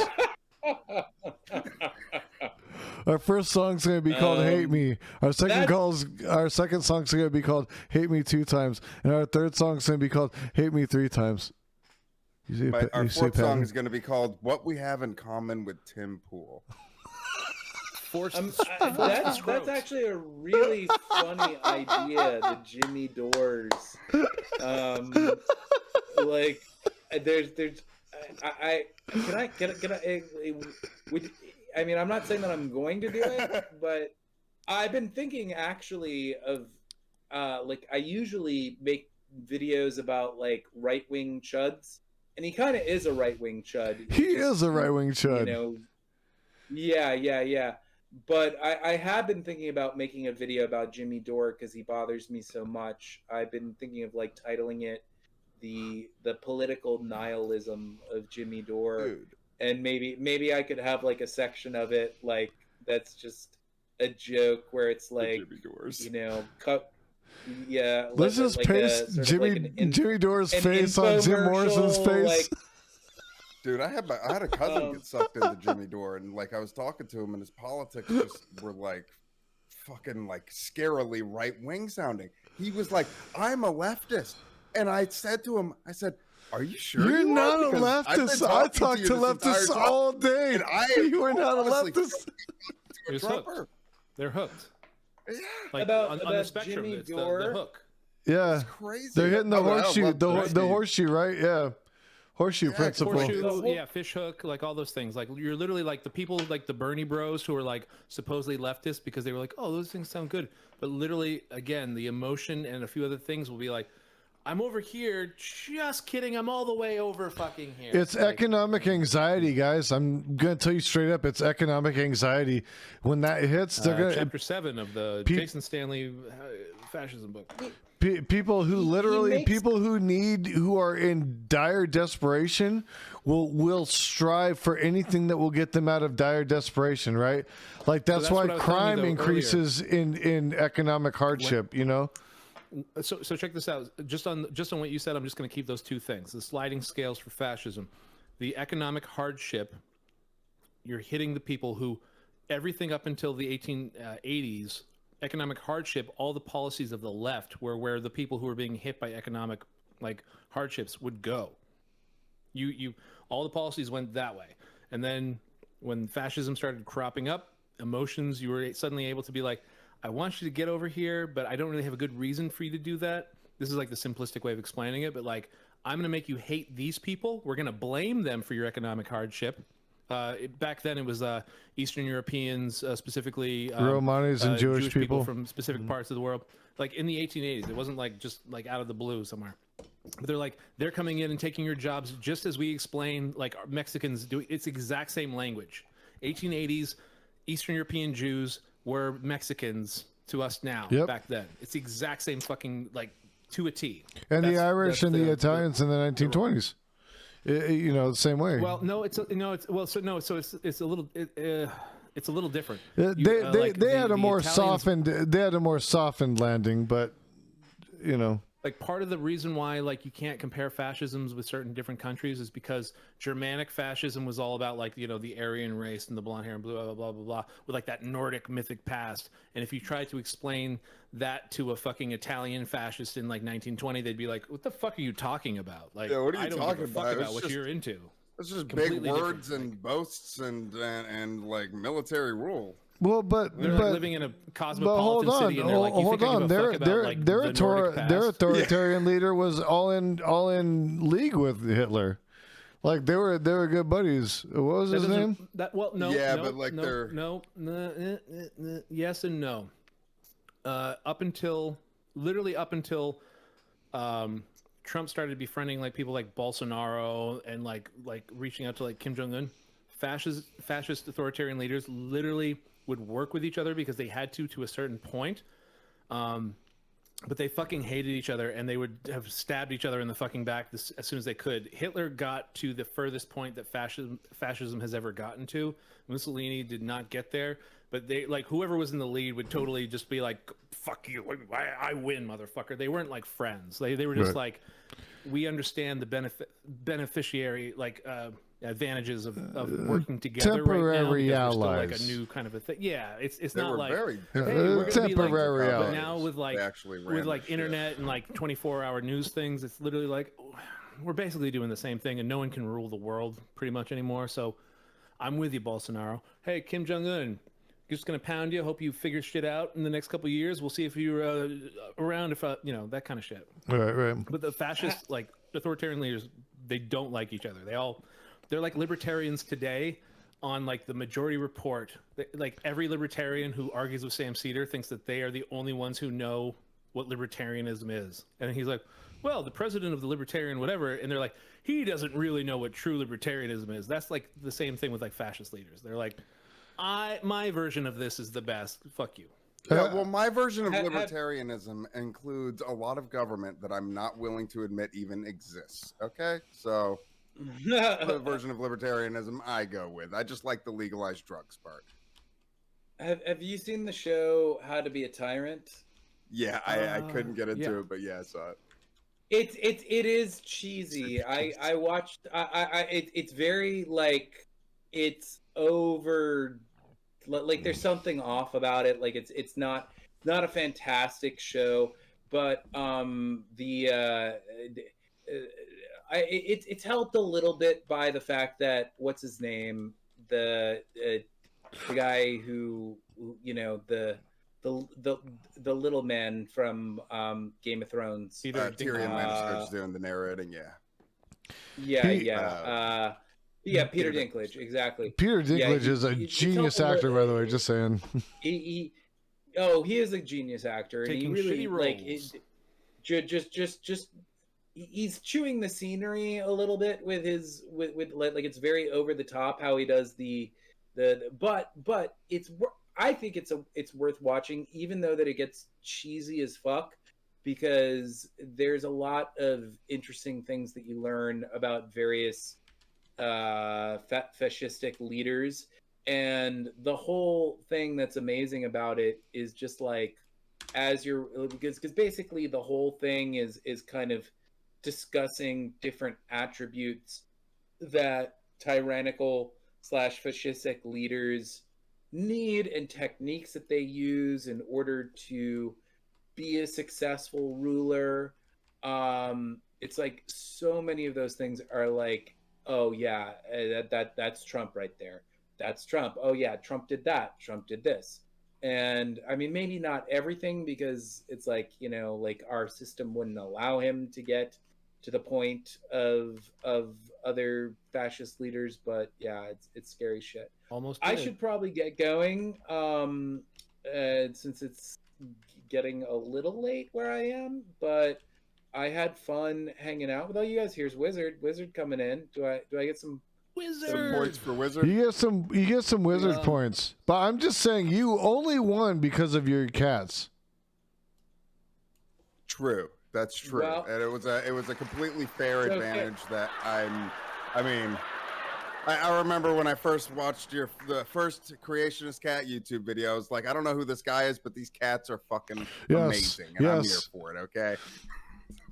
No. You know what? Cool. I'm gonna be completely honest. I had seen a couple of your videos on I think Facebook like a year or so ago, and I was like, that shit's hilarious, and I kind of like it dropped off, and I was like, hey, it's Vadim. I was like, who's Vadim?